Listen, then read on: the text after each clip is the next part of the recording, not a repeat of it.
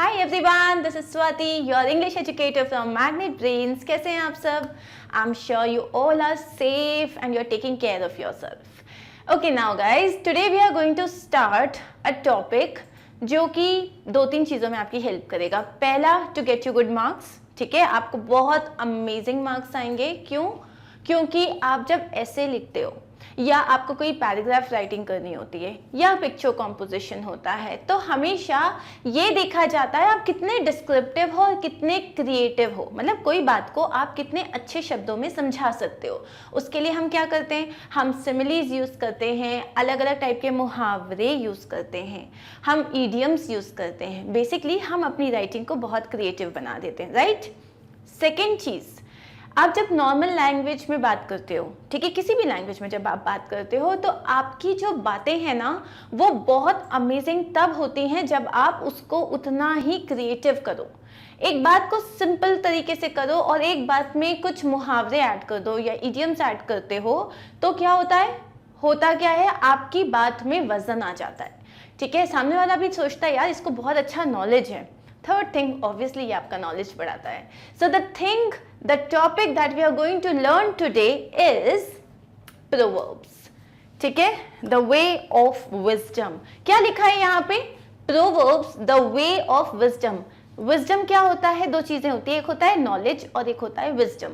Knowledge मतलब किसी भी चीज का नॉलेज हो सकता है. ठीक है, मुझे पढ़ाई का नॉलेज हो सकता है, मुझे मेडिसिन का नॉलेज हो सकता है, मुझे आयुर्वेद का नॉलेज हो सकता है, मुझे रेकी का नॉलेज हो सकता है. नॉलेज किसी भी चीज का हो सकता है, लेकिन सही उस नॉलेज को सही टाइम पे सही जगह सही तरीके से यूज करना विजडम कहलाता है. तो विजडम मतलब इंटेलिजेंट नहीं, विजडम मतलब होता है उस इंटेलिजेंस को सही तरीके से यूज करना, उसे हम विजडम कहते हैं. सो प्रोवर्ब्स में लिखा है the way of wisdom. So proverbs में क्यों लिखा है द वे ऑफ विजडम? क्योंकि प्रोवर्ब्स क्या होते हैं, मुहावरे होते हैं. और ये मुहावरे कहाँ से आए हैं? मुहावरे ऐसा थोड़ी ना है कि भाई किसी ने एक दिन खोदा और अचानक से निकले अरे इतने सारे मुहावरे ले लो बहुत सारे. मुहावरे जो होते हैं ये बहुत टाइम से जो हमारे ग्रैंडफादर्स, हमारे ग्रेट ग्रैंडफादर्स, बेसिकली जो हमारे फोरफादर्स थे, हमारे बहुत ज़्यादा जो और आगे के लोग, हर कोई लाइफ में जब बड़ा होता है तो बहुत कुछ सीखता है. अपनी सीख को शब्दों में डाल के उन्होंने हमें दिया है. मतलब उन्होंने हमें उनका ज्ञान कुछ अच्छे से वर्ड्स में दिया है. मतलब अब एक बात बताओ, दूध का जला छाछ भी फूक फूक के पीता है. सुना है ये हमने?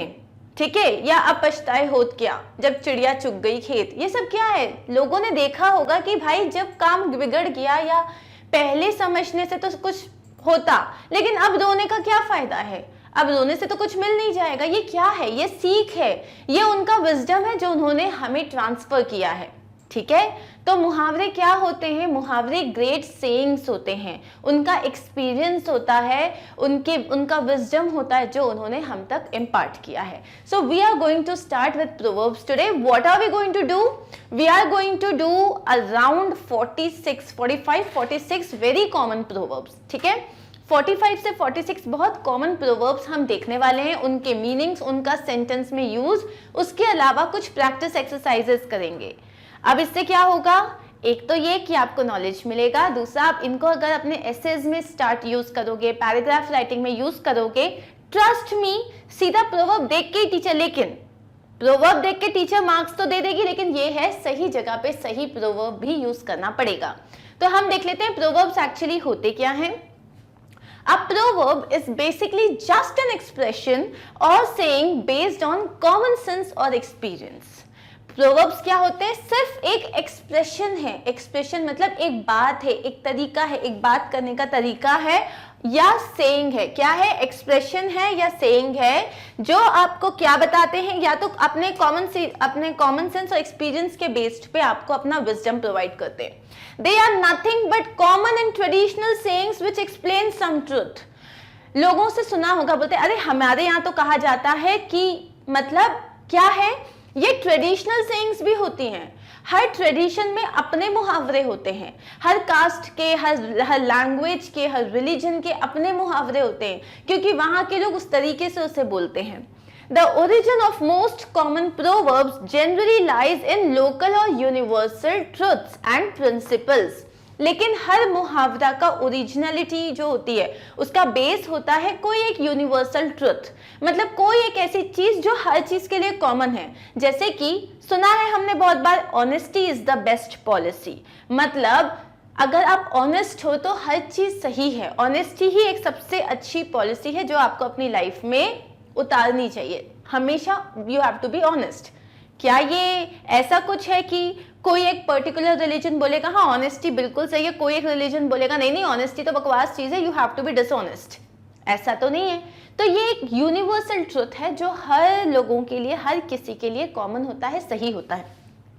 This is why it is easy to translate and use them in any language.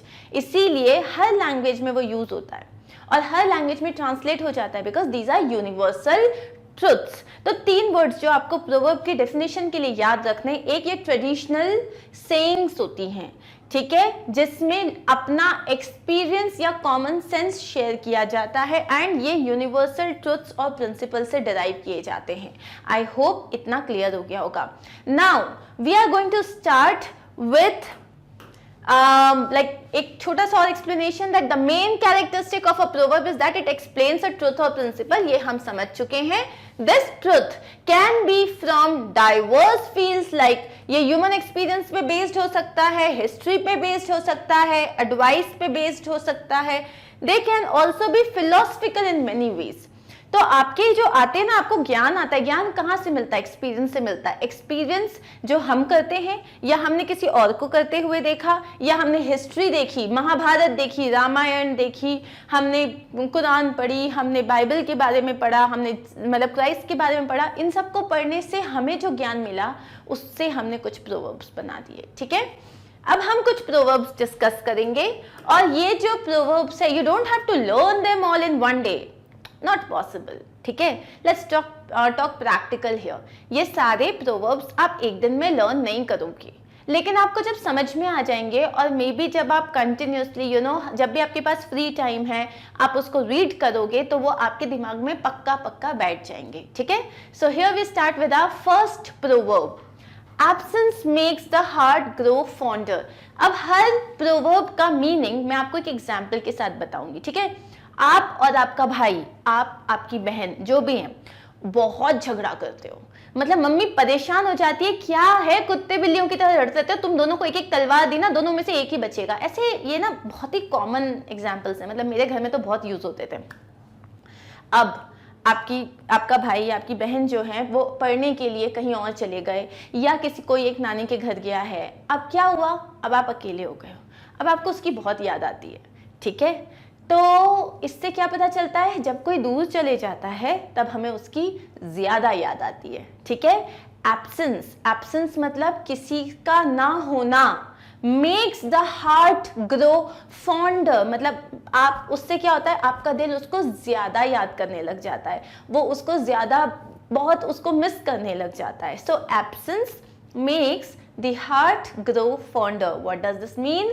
This means जब कोई दूर चले जाता है तो हमें उसकी ज्यादा याद आती है। मीनिंग क्या है? Being away from someone or something for a period of time makes you appreciate that person or thing more when you see them or it again. मतलब कोई भी चीज जब आपसे दूर चली जाती है, या कोई इंसान जब आपसे दूर चला जाता है, तब जब वो चला जाता है उसके बाद आपको उसकी इंपॉर्टेंस फील होती है, उसके बाद आपको उससे मिलने का मन करता है, आप उसे याद करते हो। ठीक है, एग्जाम्पल देखते हैं। I used to hate going to my aunt's house, but now I kind of miss it. Absence makes the heart grow fonder. मतलब मुझे मेरी आंट के घर जाना बिल्कुल अच्छा नहीं लगता था। क्यों? हो सकता है वहां पे जाने के बाद आंट पढ़ाई कराती हो या काम कराती हो, या हो सकता है, लेकिन अब जब वो वहां नहीं जा रहा है तो वहां की जो अच्छी चीजें थी, जैसे टेस्टी खाना बनाती थी, या वो आम के पेड़ पे जो झूला हुआ करता था, या सुबह जब वो लोग सुबह उठ के खेत में जाते थे, कुछ भी हो सकता है, अब उसको उस चीज की बहुत याद आ रही है। जिस तरीके से आंट उसका ख्याल रखती थी, अब उसे उस चीज की बहुत याद आ रही है। सो व्हाट डिड ही से? I used to hate going to my aunt's house. पहले मुझे अपनी आंट के घर जाना बिल्कुल अच्छा नहीं लगता था, but now I kind of miss miss it, अब मुझे ना लग रहा है कि मैं बहुत याद कर रहा हूँ उन्हें. Absence makes the heart grow fonder. Absence makes the heart grow fonder. ठीक है, आई होप यू अंडरस्टूड दिस. अब क्या है, इसको आप अपनी जनरल लाइफ में कैसे यूज करोगे? हाँ, now that your brother is not there, you are missing him ना. I know, because absence makes the heart grow fonder. Absence makes the heart grow fonder, right? तो इस तरीके से आप इसे यूज करोगे. आगे बढ़े. So the second proverb that we have is actions speak louder than words. Actions, आपके जो एक्शंस हैं, आप जो काम कर रहे हो, वो आपके शब्दों से ज्यादा बात करते हैं. इसका मतलब क्या है? जैसे कि हम एक नेता की बात करते हैं, बिल्कुल सही एग्जाम्पल है. एक दो नेता हैं, ठीक है, नेता ए नेता बी. ओके, तो ए नेता ने क्या बोला? एक बड़ी सी स्पीच दी. अरे जब मैं यहाँ का नेता बन जाऊंगा तब मैं आपकी पानी की प्रॉब्लम्स खत्म कर दूंगा, मैं सड़कें बनवा दूंगा, मैं स्कूल्स बनवा दूंगा और मैं टैक्स कम करा दूंगा, मैं ये मैं वो मैं सारी सारी सारी बातें. ठीक है. और जो बी नेता है ना, वो कोई इतने बड़े बड़े भाषण नहीं दे रहा, वो काम कर रहा है. वो लोगों से जाके पूछ के उनकी प्रॉब्लम्स को समझ के उस पर काम कर रहा है. आप किस नेता को वोट दोगे? जो आपके लिए काम कर रहा है, जो आपको दिख रहा है, बड़ी बड़ी बातें नहीं कर रहा, बड़े बड़े काम कर रहा है? या उस नेता को वोट दोगे जो कुछ नहीं कर रहा, बोल रहा है अरे मैं ये कर दूंगा, अरे मैं वो कर दूंगा, तुम टेंशन मत लेना, मैं सब कर दूंगा? तो किसको वोट दोगे? उसको ना, जो काम कर रहा है. क्यों? क्योंकि उसके एक्शंस उसकी बातों से ज्यादा काम कर रहे हैं, है ना. तो action speaks louder than words का क्या मतलब होता है? What you do is more important than what you say. आप जो बोलते हो, जैसे कितनी बार होता है मम्मी को आप बोलते हो नहीं ठीक है आपसे मैं बिल्कुल पबजी नहीं खेलूंगा, आपसे मैं बिल्कुल ये जो है ये वाला गेम नहीं खेलूंगा, या मैं अपना घर क्लीन करूंगा, या मैं अपना रूम साफ रखूंगा. लेकिन करते तो कुछ हो नहीं. तो क्या होता है? मम्मा बोलती है ये कभी करेगा ही नहीं. लेकिन instead of saying if you do it then she will be impressed. Actions speak louder than words. ठीक है, अब एग्जाम्पल देखते हैं. Don't just tell me you are going to change. ठीक है, do it. Action speak louder than words. अब क्या हुआ? मम्मा को बोला अच्छा मम्मा I am really sorry, please please अब से मैं फायर फाइटर नहीं खेलूंगा, अब से मैं पबजी भी नहीं खेलूंगा, और अब से मैं ज्यादा पढ़ाई करूंगा, और अब से मैं दिन भर जो है चैट भी नहीं करूंगा एंड ऑल. तो मम्मा ने क्या बोला? Don't just tell me you are going to change. सिर्फ मुझे ये मत बताओ कि तुम बदलने वाले हो. Do it. Actions speak louder than words. Actions speak louder than words. Okay? अब हम देखते हैं third. A journey of 1,000 miles begins with a single step. अच्छा, अब मैं यहाँ पे खड़ी हूँ, ठीक है, नहीं मैं यहाँ नहीं, मैं यहाँ पे खड़ी हूँ. अब मुझे वहां तक जाना है, तो मैं कैसे जाऊंगी? सीधा पहुंच जाऊंगी क्या? नहीं, पहला स्टेप लूंगी, फिर दूसरा स्टेप लूंगी और फिर आगे जाऊंगी. तो आपके पास कितनी भी लंबी जर्नी है, कितनी भी डिफिकल्ट जर्नी है, जब तक पहला स्टेप नहीं लोगे तब तक आगे कैसे बढ़ोगे? सो अ जर्नी ऑफ 1,000 माइल्स, चाहे कितनी भी लंबी जर्नी हो, आपको पहला कदम तो उठाना पड़ेगा. कोई प्रॉब्लम कितनी भी मुश्किल हो, आपको उसके सोल्यूशन की तरफ एक कदम तो बढ़ाना पड़ेगा. सपोज एग्जाम्पल, कोई है जो डॉक्टर बनना चाहता है. ठीक है, सो एक मेरा स्टूडेंट है, उसने बोला मैम मेरे को तो डॉक्टर बनना है. मैंने बोला क्या बात है, बहुत शानदार, बिल्कुल बिल्कुल बनिए. यस मैम मेरे को तो डॉक्टर बनना है. हाँ बिल्कुल. बोलने के बाद अपन गेम खेल रहे हैं. अरे मैम मैं तो डॉक्टर बनूंगा, वो बोलने के बाद अपन दूसरा गेम खेल रहे हैं. पढ़ाई नहीं हो रही है, पढ़ाई किसी तरीके से नहीं हो रही है. ठीक है ना, आप ऑर्गेनाइज्ड हो, कुछ नहीं कर रहे हो, बस क्या कर रहे हो? गेम्स खेल रहे हो, पड़े हुए हैं, टाइम वेस्ट कर रहे हैं, कुछ नहीं कर रहे हैं. तो क्या कभी भी आप डॉक्टर बन पाओगे? क्योंकि डॉक्टर बनना या कोई भी चीज़ काम करने के लिए बहुत सारी मेहनत करनी पड़ती है. तो जब तक मेहनत नहीं करोगे कोई चीज़ अचीव कैसे करोगे, है ना. तो क्या मतलब है यहाँ पे कि भाई you want to be a doctor, then start your journey, start to study. आप पढ़ाई स्टार्ट करो, आप अपने आप को फोकस करो उस चीज़ के लिए, और तभी तो आप अपने गोल को अचीव कर पाओगे. तो इसका मतलब देखते हैं. You must begin something if you hope to finish it. तुम्हें एक गार्डन प्लान करना है. I want to plan a garden. यार मुझे तो गार्डन प्लान करना है, गार्डन प्लान करना है. तो भाई जाके गमले तो लेके आओ, मिट्टी तो लेके आओ, किसी माली को बुलाओ या खुद करो. लेकिन जब तक स्टार्ट नहीं करोगे गार्डन अपने आप थोड़ी ना बन जाएगा कि मेरे को गार्डन करना है टडिंग और आपका गार्डन आ गया. ऐसा तो नहीं हो पाएगा. Something that takes a long time to finish begins with one step. हो सकता है कुछ चीजें हैं बहुत टाइम लेंगी, लेकिन उसका मतलब यही नहीं कि अरे चालू ही नहीं किया, जब तक चालू नहीं करोगे कभी फिनिशिंग लाइन तक नहीं पहुंच पाओगे. ठीक है. If you want to lose weight, you need to stop eating junk and need to start exercising today, not tomorrow. A journey of 1,000 miles begins with a single step. और ये एक amazing example है. If you want to, suppose there is somebody who's overweight, ठीक है. अरे यार मैं बहुत मोटा हो गया हूँ यार, मुझे पतला होना है, मुझे पतला होना है. पहली चीज, जंक फूड खाना आज से कम करो, आज से एक्सरसाइज करो. क्यों? क्योंकि पहली चीज, टुमारो नेवर कम्स, एंड आज जब पहला स्टेप लोगे तभी तो जाके वेट लूज करोगे. Similarly suppose you say that यार मुझे होमवर्क करना है, होमवर्क करना, अरे पूरा हॉलीडे होमवर्क करना है, हॉलीडे होमवर्क करना है. हॉलीडे होमवर्क खत्म तब होगा जब चालू होगा. चालू तो करो, खत्म अपने आप हो जाएगा. ठीक है. So this was what a journey of 1,000 miles begins with a single step. तुम्हें इंग्लिश सीखनी है, अमेजिंग इंग्लिश बोलनी है कि तुम किसी के सामने भी बहुत अच्छे से अपनी पर्सनालिटी को शो कर पाओ. आज से स्टार्ट करो, आज से स्टार्ट करो, आज से बोलो, आज से नए वर्ड्स को यूज करना स्टार्ट करो, किताबें पढ़ना स्टार्ट करो, एंड वो पहले स्टेप के बाद फिनिशिंग लाइन तक पहुंचना ज़्यादा देर नहीं होगी. ठीक है. अब हम देखते हैं हमारा next proverb. All good things must come to an end. कोई चीज़ कितनी भी अच्छी हो, लेकिन हर चीज़ का एक अंत होता है. ठीक है. इसका मीनिंग क्या है? Everything ends, good times don't last for ever. मतलब हर चीज़ का एक एंड पॉइंट होता है. गुड टाइम्स हो या बैड टाइम्स हो, गुड टाइम्स भी खत्म हो जाते हैं, गुड टाइम्स हमेशा नहीं चलते, है ना. तो यहाँ पे अब ये जो सेंटेंस है, अब इसको, ये तो नेगेटिव साउंड कर रहा है, इसको कैसे यूज करोगे? जैसे you met someone, you met a friend, अरे you had an awesome time, मजा आया उससे मिलके, लेकिन अब घर तो जाना पड़ेगा, है ना. तो घर जाने के पहले how would you say bye? अरे यार I would love to spend more time with you but all good things come to an end, तो अब मुझे घर भी जाना पड़ेगा. So you in a very positive way you can use this proverb.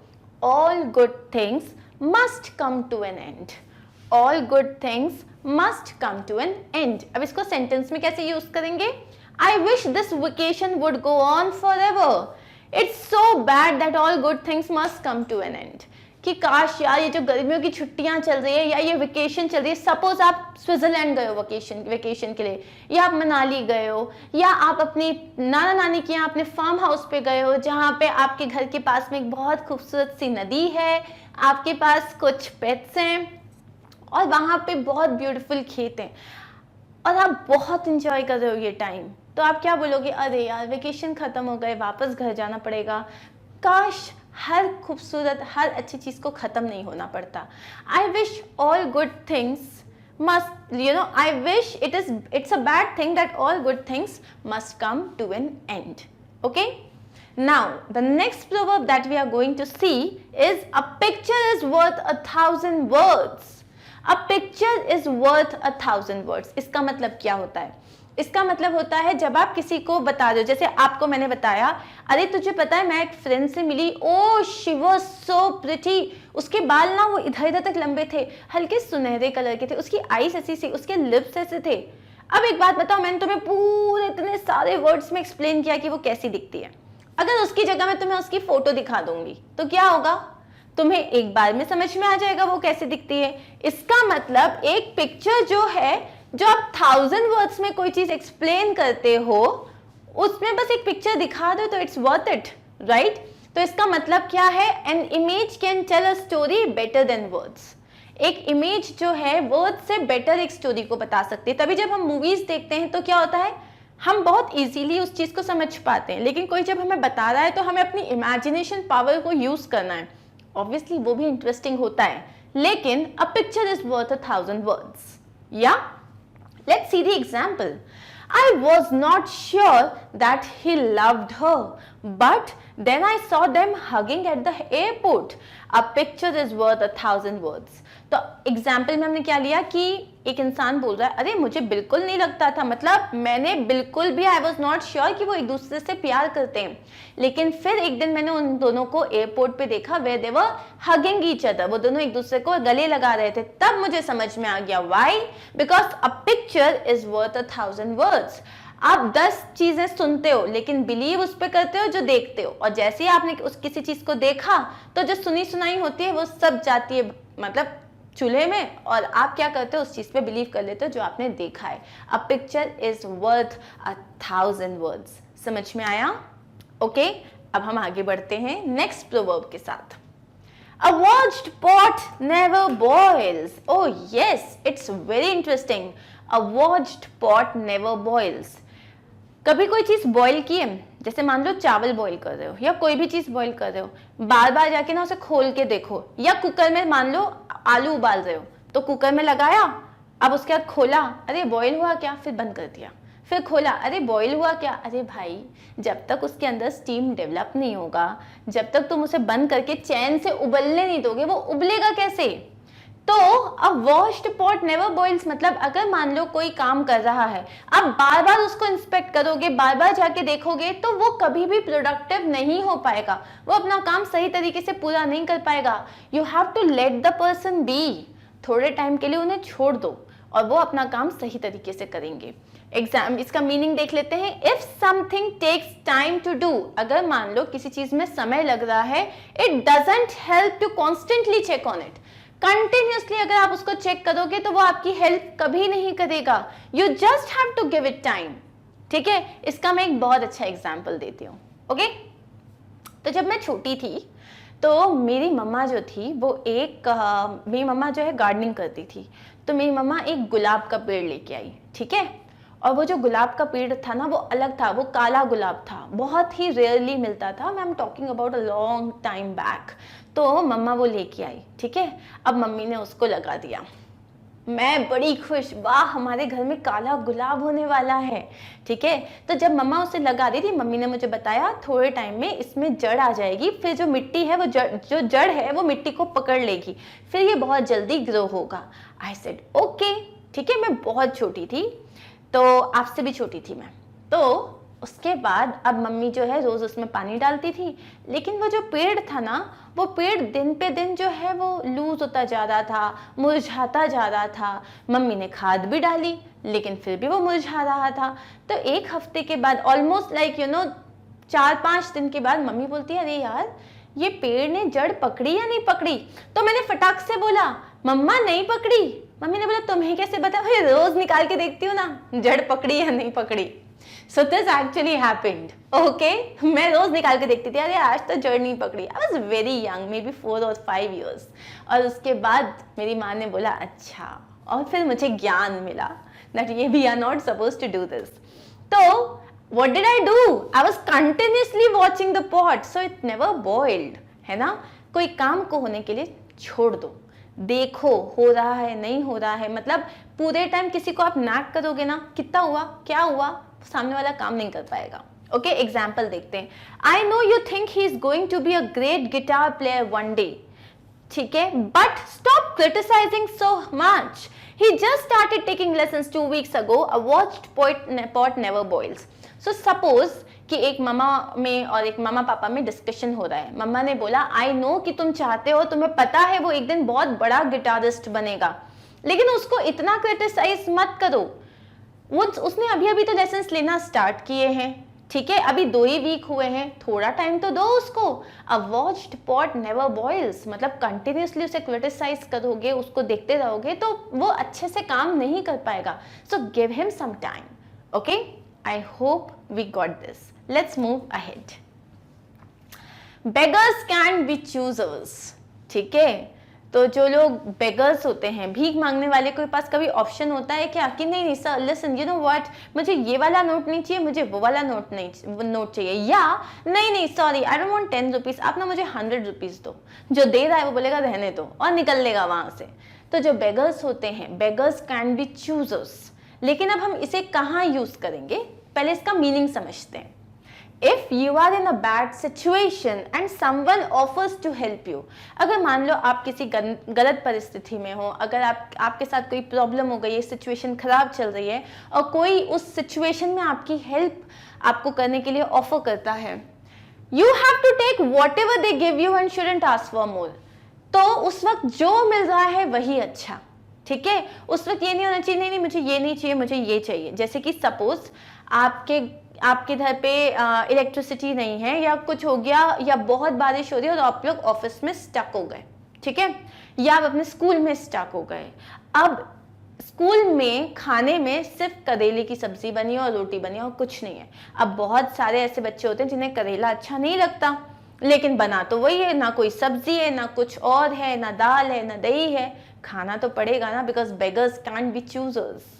Y? Because जब आप किसी सिचुएशन में आ गए, अब जो मिला वही सही। इसमें ये नहीं हो सकता कि नहीं आपने मुझे पार्ले जी दिया, मुझे तो डार्क फैंटेसी चाहिए था। वो बोलेंगे देखो ये भी वापस कर दो, कोई जरूरत नहीं है, लो ही मत, ठीक है। तो क्या हुआ इसका मीनिंग कि जब आप किसी बैड सिचुएशन में हो, कोई आपकी हेल्प कर रहा है, तो जो मिला वो ले लो। आपके पास तब ऑप्शन नहीं होता, यू कैन नॉट चूज। अब एग्जाम्पल देखते हैं। I was unemployed and they offered me a job cleaning prison toilets. ठीक है, मैं जो था मैं अनएम्प्लॉयड था, मतलब मेरे पास कोई जॉब नहीं था, घर में सिचुएशन बहुत खराब थी।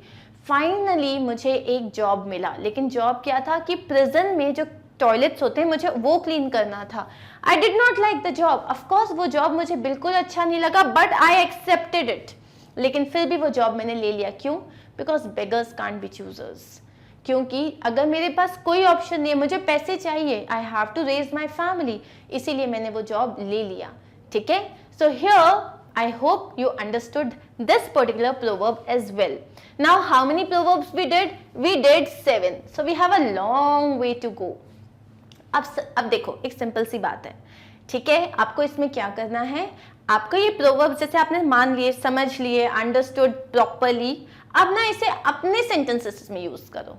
आप कैसे इसका सेंटेंस बनाओगे, आप कैसे इसको अपनी डेली लाइफ में यूज करोगे, डू दैट, ठीक है, एंड टेल।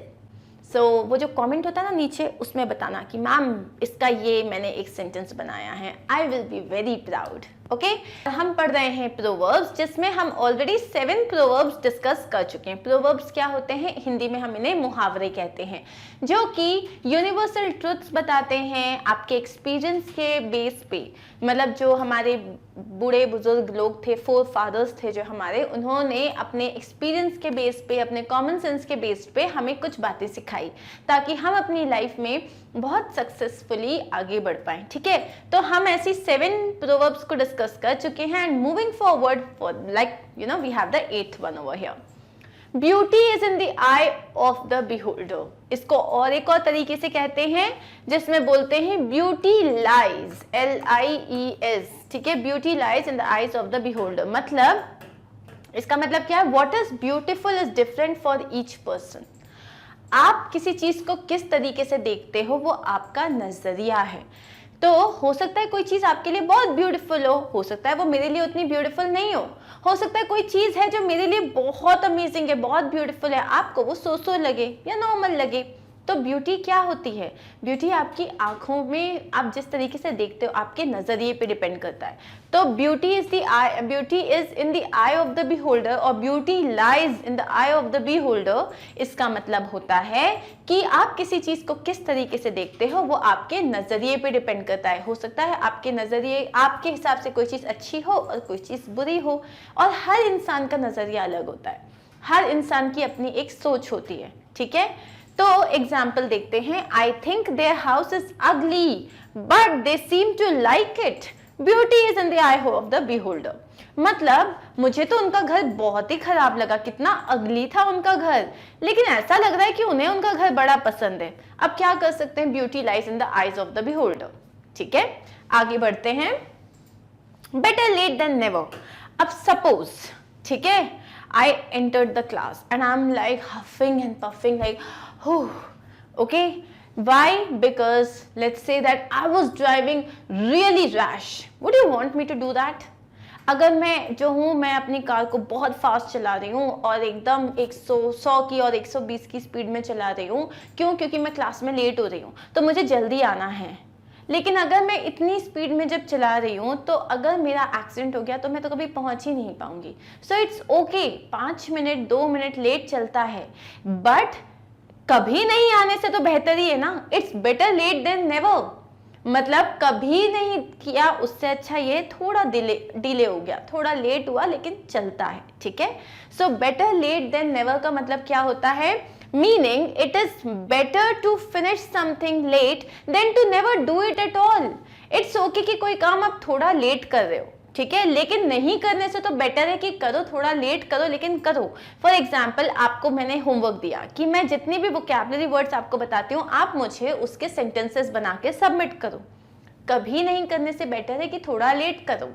हो सकता है 10 में से 10 नहीं किए, 8 ही किए, लेकिन कुछ तो किया, राइट? अगर उसको बोलते हैं something is better then nothing, मतलब ठीक है, कुछ नहीं से कुछ बेहतर। और इसका मतलब क्या होता है? नहीं करने से तो बेटर है कुछ तो किया, थोड़ा लेट किया लेकिन किया तो। अब हम इसका एग्जाम्पल देखते हैं। Hello Mister Jameson, here is my final essay, better late than never, right? अब यहाँ पे एक स्टूडेंट है जो उसने अपने टीचर को क्या बोला कि हे मिस्टर जेमसन, उनके टीचर का नाम है जेमसन, ये रहा मेरा फाइनल एसे। अब एसे जो था वो कल सबमिट करना था, लेकिन ये भाई साहब एक दिन बाद सबमिट कर रहे हैं, तो उसने क्या बोला? Better late than never, right? मतलब नहीं करने से तो थोड़ा लेट हो गया, चलता है ना, प्लीज ना समझो ना। और उसने अपने टीचर को दे दिया। टीचर दो काम कर सकता है, या तो उसको बोलेगा तुम ही रखो एंड ही वोंट कंसिडर, या तो वो उसे कंसिडर करेंगे और उसको रख लेंगे, right? But how do we use it? मम्मा ने बोला कहाँ थे इतने टाइम तक, या फिर जैसे आप किसी पार्टी में जा रहे हो, आप किसी पार्टी में पहुंचे और आप लिटरली लेट हो गए हो, ओके, आप आधा घंटा लेट पहुंचे, तो आपने क्या बोला? Hey guys, I am so sorry, मैं लेट हो गया, but better late than never. नहीं आने से तो बेटर है मैं आ गया, ठीक है। So I hope you got this. Next is birds of a feather flock together.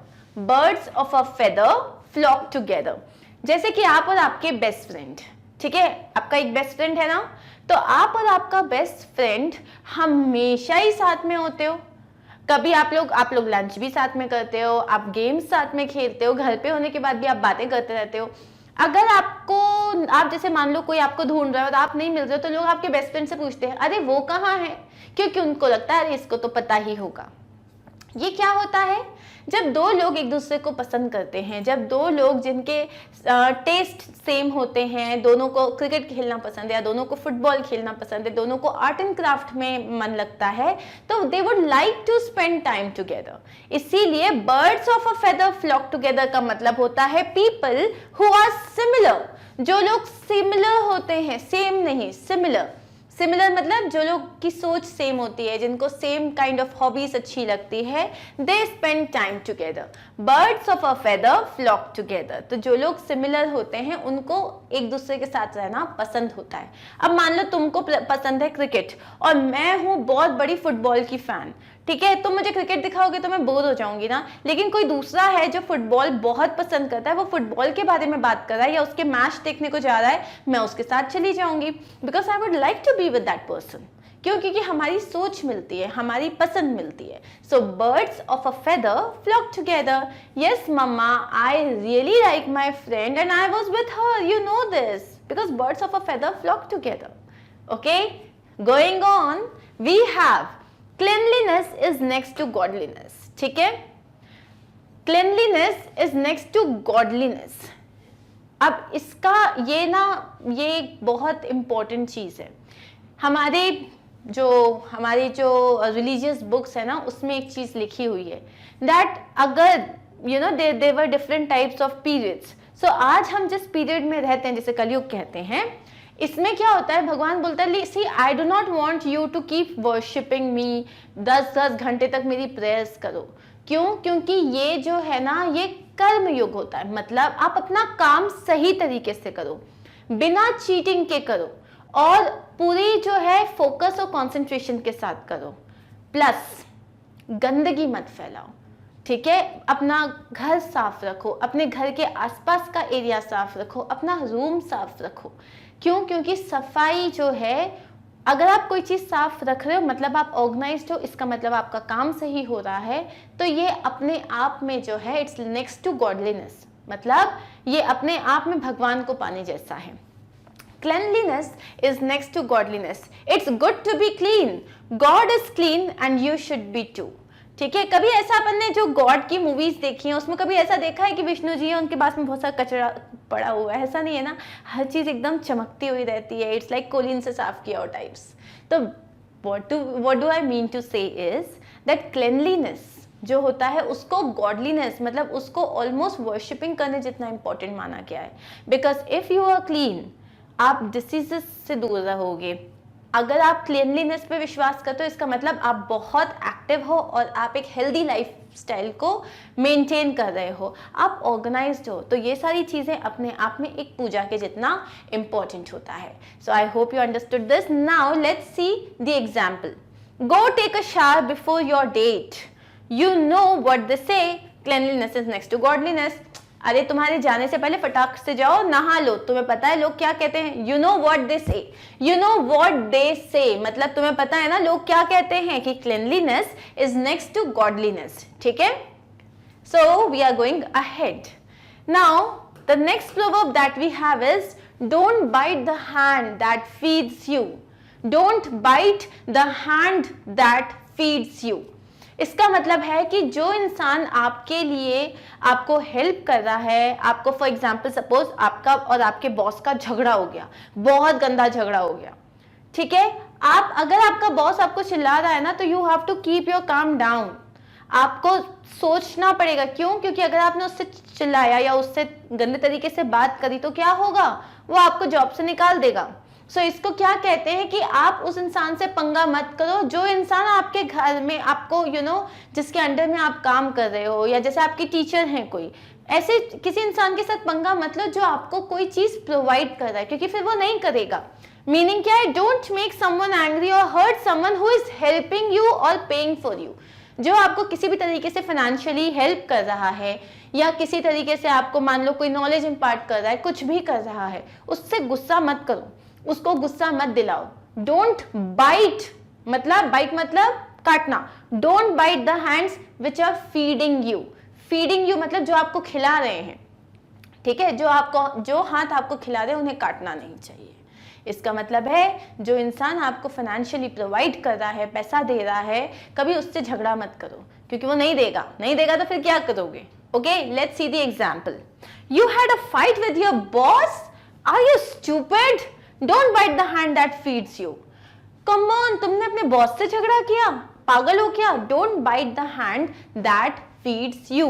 Don't bite the hand that feeds you. Okay, moving next. Don't count your chickens before they hatch. अब इसका example ये है कि अब आपने एक मुर्गी पाली, ठीक है, आपने नहीं पाली, एक आंटी ने एक मुर्गी पाली। अब आंटी जो है बुलबुले बनाने चालू किए। मैंने एक मुर्गी पाली है, इससे मेरे को अंडे निकलेंगे, उन अंडों को मैं ना कुछ को बेच दूंगी और कुछ अंडों को जो है मैं उनसे नई मुर्गियां निकलेंगी, फिर उन मुर्गियों से और अंडे निकलेंगे, और उसके बाद वो अंडे जो होते हैं ना उनको मैं बेच दूंगी, उससे मैं खरीदूंगी ऑयल, और उस ऑयल को भी फिर मैं बेच दूंगी, फिर उससे मैं खरीदूंगी सब्जियां, फिर उसको भी मैं बेच दूंगी, फिर मैं एक उस पैसे से एक घर बना लूंगी, फिर उस घर के आगे मैं बगीचा लगा लूंगी। मुर्गी खरीदी नहीं है अभी, मुर्गी अगर खरीद भी लिया तो उसने पहला अंडा नहीं दिया है, और आपके जो बुलबुले हैं ये बनते ही जा रहे हैं, और ये फिर से ये हो जाएगा, फिर उससे वो हो जाएगा, फिर उससे वो हो जाएगा। Don't count your chicken, don't count your chickens before they hatch. इसका मतलब क्या है? Don't expect a positive result before you actually see it. जब तक काम हो नहीं तब तक ये नहीं कि बुलबुले बना लिए उससे, ठीक है। तो जब तक आप एक पॉजिटिव रिजल्ट नहीं देख रहे हो, उस पॉजिटिव रिजल्ट के बेसिस पे दूसरी चीजें प्लान मत करो। आया समझ में? Don't count your chickens before they hatch मतलब किया अभी कुछ है नहीं, यार मम्मा मैं जो हूं ना अभी मैं बहुत अच्छी पढ़ाई कर लूंगा, फिर ना मेरे एग्जाम में बहुत अच्छे मार्क्स आएंगे, फिर अगर मैं फर्स्ट आ जाऊंगा ना तो आप मुझे साइकिल दे देना। तो एक काम करो, साइकिल के लिए जो है ना मैं अभी से ये काम करने लग जाता हूँ। मम्मा बोलेगी बेटा बिल्कुल सही जा रहे हो, पहले पढ़ाई कर लो, फिर एग्जाम दे लो, फिर जब रिजल्ट आ जाएगा ना फिर देखेंगे। Don't count your chickens before they hatch. अब इसका एग्जाम्पल देख लेते हैं। This idea is going to make me millions of dollars. पहले वाले बंदे ने कहा अरे ये आइडिया तो सुपर आइडिया, इससे मैं लाखों करोड़ों कमा लूंगा। दूसरे ने क्या बोला? ओके, दूसरे ने जो बोला वो मैं बता दे। दूसरे ने बोला don't count your chickens before they hatch. दूसरे ने बोला सुनो, पहले आइडिया को प्रमोट करो, फिर आइडिया जो है उसको फॉर्मुलेट होने दो, पहले आइडिया से देखो क्या होता है, और इससे तो मैं लाखों कमा लूंगा, इससे तो मैं ये कमा लूंगा, पहले कर लो उसके बाद देखेंगे। समझ आया? Don't count your chickens before they hatch. Now moving forward towards the next proverb, don't जज a book by its cover. अब इसका मतलब क्या होता है? जैसे सपोज आपके सामने, ठीक है, एक बंदा आया और वो जो बंदा था ना वो एकदम शैबी सा था, एकदम ही उसने अच्छे कपड़े नहीं पहने थे, ऐसे पजामा पहन के आया था, चप्पल्स पहन के आया था, बाल एकदम बिखरे हुए थे, ठीक है, और वो एक बहुत बड़े 5 स्टार रेस्टोरेंट के अंदर घुस रहा था। अब वहां पे जो दरबार था उसने उसको रोक दिया, बोले नहीं नहीं आप प्रॉपरली ड्रेस्ड अप नहीं हो, आप अंदर नहीं जा सकते। उसने बोला मुझे जाने दो। उसने बोला नहीं नहीं तुम नहीं जा सकते। अंदर से मैनेजर आया, उसने बोला सर गुड इवनिंग सर, और उसके बाद उसने बताया कि ये जो बंदा है ना वो इस पूरे होटल का मालिक है। तो basically what are you suppose to understand that don't जज a book by its cover. Book का कवर देखा, अरे यार ये तो बड़ी बोरिंग सी लग रही है, पढ़ा ही नहीं। तो किसी भी इंसान को, किसी भी चीज को द वे दे लुक, उस चीज से आप कभी भी जज मत करो कि यार अरे ये तो क्या पतला दुबला इंसान है यार, ये क्या फुटबॉल खेलेगा, इसको टीम में लो ही मत।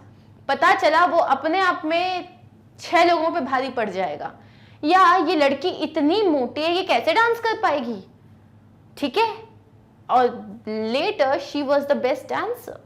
तो किसी भी चीज को, किसी भी इंसान को द वे दे लुक, उनके अपीयरेंस से जज मत करो। इसका मीनिंग देख लेते हैं। Do not judge someone or something by appearance alone.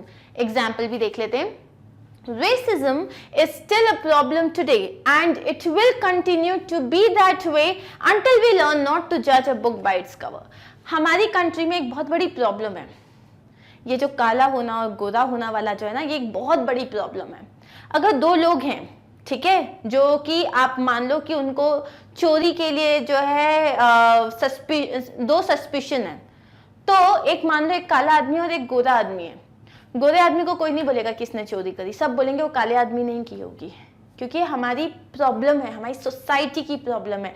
Racism हमारी सोसाइटी का एक सबसे गंदा जो है ना, मतलब it's a big problem, it's something that we should avoid, we should not do it, but लोग आज भी करते हैं, ठीक है।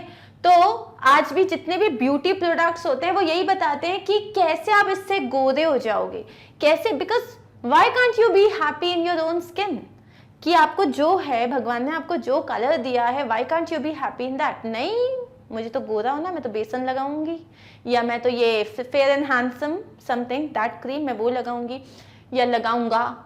तो the thing is that it's not, you are not supposed to judge a person by its cover. If a person is thin, if a person is fat, if a person is black, if a person is white, too tall, too short, you are supposed to understand कि उनकी qualities क्या हैं, ना कि वो उनका appearance कैसा है, ठीक है। So next time remember this thing. If somebody says ना कि अरे तुम तो नहीं कर पाओगे, तो tell him that you know what, don't judge a book by its cover and show them that you can do it, ठीक है। We are moving forward with our next proverb. Don't pull all your eggs in one basket. मतलब एक simple सा example देती हूँ, ठीक है। आप पैसे कमाते हो और आपने हर महीने सेविंग की 10,000 आप हर महीने बहुत मुश्किल से सेव करते हो। आपने पूरा पैसा जो है उसको एक ही बैंक में डाल दिया, और बाद में पता चला वो जो बैंक था उसमें कुछ प्रॉब्लम आ गई, वो बैंकरप्ट तो नहीं हो सकता, लेकिन बैंक में कुछ इश्यू हो गया और आपका, या बैंक किसी ने लूट लिया और आपके पूरे पैसे डूब गए, ठीक है। या आपने अपने पैसे शेयर्स में लगाए, ठीक है, आपने अपने पैसे मार्केट में लगाए, आपने पूरा पैसा एक ही शेयर में लगा दिया और वो शेयर डूब गया, तो क्या हुआ, आपके पूरे पैसे डूब गए। तो हमेशा अपनी सारी चीजें ना आपको अलग अलग तरीके से उसको डिस्ट्रीब्यूट कर देना चाहिए। अपनी पूरी मेहनत, अपना पूरा जो एक्सपीरियंस है या अपना पूरा पैसा है किसी एक ही चीज में कभी नहीं लगाना चाहिए। You should always have a backup. इसका मीनिंग देख लेते हैं। Don't put all your hopes and resources into one goal और dream. You want to be a dancer, be. You want to be a cricketer, be. लेकिन अपनी life में पूरे hopes, पूरा पैसा, सब कुछ एक ही उसमें मत लगाओ, क्योंकि you never know the future. हमेशा एक प्लान बी रेडी होना चाहिए। Let's see the example. I know you really want to be an actor, but don't you think you are being financially irresponsible? मतलब सच सोचो कि तुमको एक एक्टर बनना है। यार मेरे को भी ऋतिक रोशन बनना है, मुझे भी टाइगर श्रॉफ बनना है, और तुम्हारे पास जितने पैसे हैं तुमने कपड़े खरीदने में लगा दिए, मुंबई जाने में लगा दिए। Don't put all of your eggs in one basket. मतलब अपने पास कुछ तो रखो, प्लान बी कुछ तो रखो। पैशनेट होना अच्छी बात है, लेकिन इररिस्पॉन्सिबल होना अच्छी बात नहीं है। How would you do that? By making sure that you always have a plan B. अपने सारे फाइनेंसेस ऐसे हमें पुट करने चाहिए कि भाई कल को कहीं कोई प्रॉब्लम हुई ना तो मैं कुछ अपने आप से फिर से खड़ा हो पाऊं, ये नहीं कि उसके बाद जो है मैं खंडों पे आ जाऊं। ठीक है, now we are going ahead and we have our 16th proverb which says don't put off until tomorrow what you can do today। जो चीज आज हो सकती है ना उसे कल पे मत छोड़ो। और ये तो बहुत ही इंपॉर्टेंट सेइंग है। जो काम आज हो सकता है, जो काम आज स्केड्यूल्ड था, उसे आप कल पे मत टालो, क्योंकि कल कभी नहीं आता। और जो बात टालोगे फिर वो टलती जाएगी और एक दिन आएगा जब सर पे आ जाएगी एंड यू विल बी ना प्रॉब्लम। ठीक है, सो इसका मीनिंग क्या है? If you can do something today, do it. Don't wait until tomorrow. Don't procrastinate. Procrastinate मतलब क्या होता है? टालना। प्रोक्रेस्टिनेट क्या मतलब क्या होता है? टालते जाना। अरे कल कर लेंगे, अरे यार मैं कर लूंगा, अरे मैं कर दूंगा ना, और फिर finally you will be in a mess. क्यों? क्योंकि जब करना चाहिए था तब किया नहीं। जैसे holiday homework, you know you have got a lot of homework, लेकिन अभी तो छुट्टियां स्टार्ट हुई है, महीना भर बचा हुआ है, कर लेंगे ना, आज कर लो। आज से स्टार्ट करो कि ठीक है मैं रोज जो है 1 घंटा हॉलीडे होमवर्क करूंगा, कम से कम लास्ट मोमेंट पे सर पे एक साथ तो नहीं आएगा, right? So do it today, don't wait until tomorrow. Let's look at the example. You have 6 hours of free time now. You should start on that final psychology assignment. Don't put off until tomorrow what you can do today. उन्होंने क्या बोला? आज तुम्हारे पास 6 घंटे free हैं, कल तुम्हारा एक एग्जाम है या असाइनमेंट सबमिट करना है, आज से ही करना चालू कर दो ना। कल के लिए क्यों वेट कर रहे हो कि मैं कल सुबह उठ के करूंगा?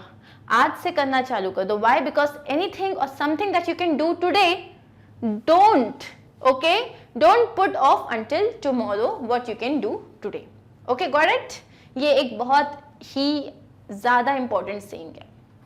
Okay, fortune favours the bold. Oh wow, now this means fortune. Fortune का मतलब क्या होता है? किस्मत। ठीक है, फॉर्च्यून मतलब किस्मत, या आपके पास पैसा होता है, आपके पास शोहरत आती है, ये सब क्या बोलते हैं? इसे बोलते हैं फॉर्च्यून। फॉर्च्यून किसको फेवर करता है? मतलब फॉर्च्यून किसको सपोर्ट करता है? बोल्ड को सपोर्ट करता है। मतलब जो ब्रेव होते हैं, जो रिस्क लेने को तैयार होते हैं, उन्हीं की किस्मत जागती है। मीनिंग देख लेते हैं। People who are brave and who take risks are more successful than people who do things safely all the time। इसका एक सिंपल सा एग्जांपल देती हूँ। ठीक है, आपके पास पैसा आया, अब पैसे को तुमने क्या किया? तुमने फिक्स डिपॉजिट में डाल दिया। ठीक है, तुम्हें कुछ इंटरेस्ट मिला 6%, 7%, तुम बड़े खुश हो गए, चलो मेरा पैसा सेफ है, मैं कुछ नहीं कर रहा हूँ। दूसरे आदमी ने वही पैसा क्या किया? अलग अलग शेयर्स और म्यूचुअल फंड्स में डाल दिया, और मार्केट अच्छा चल रहा था, उसने अपना दिमाग लगाया और उसको काफी अच्छा रिटर्न मिला। लेकिन उसमें रिस्क है।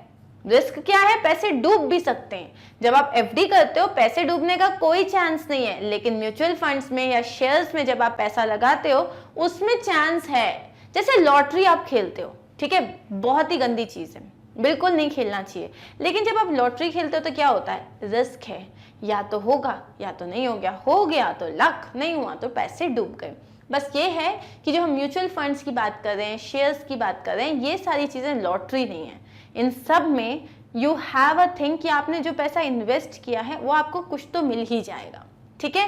तो जो लोग रिस्क लेते हैं ना वही आगे बढ़ पाते हैं।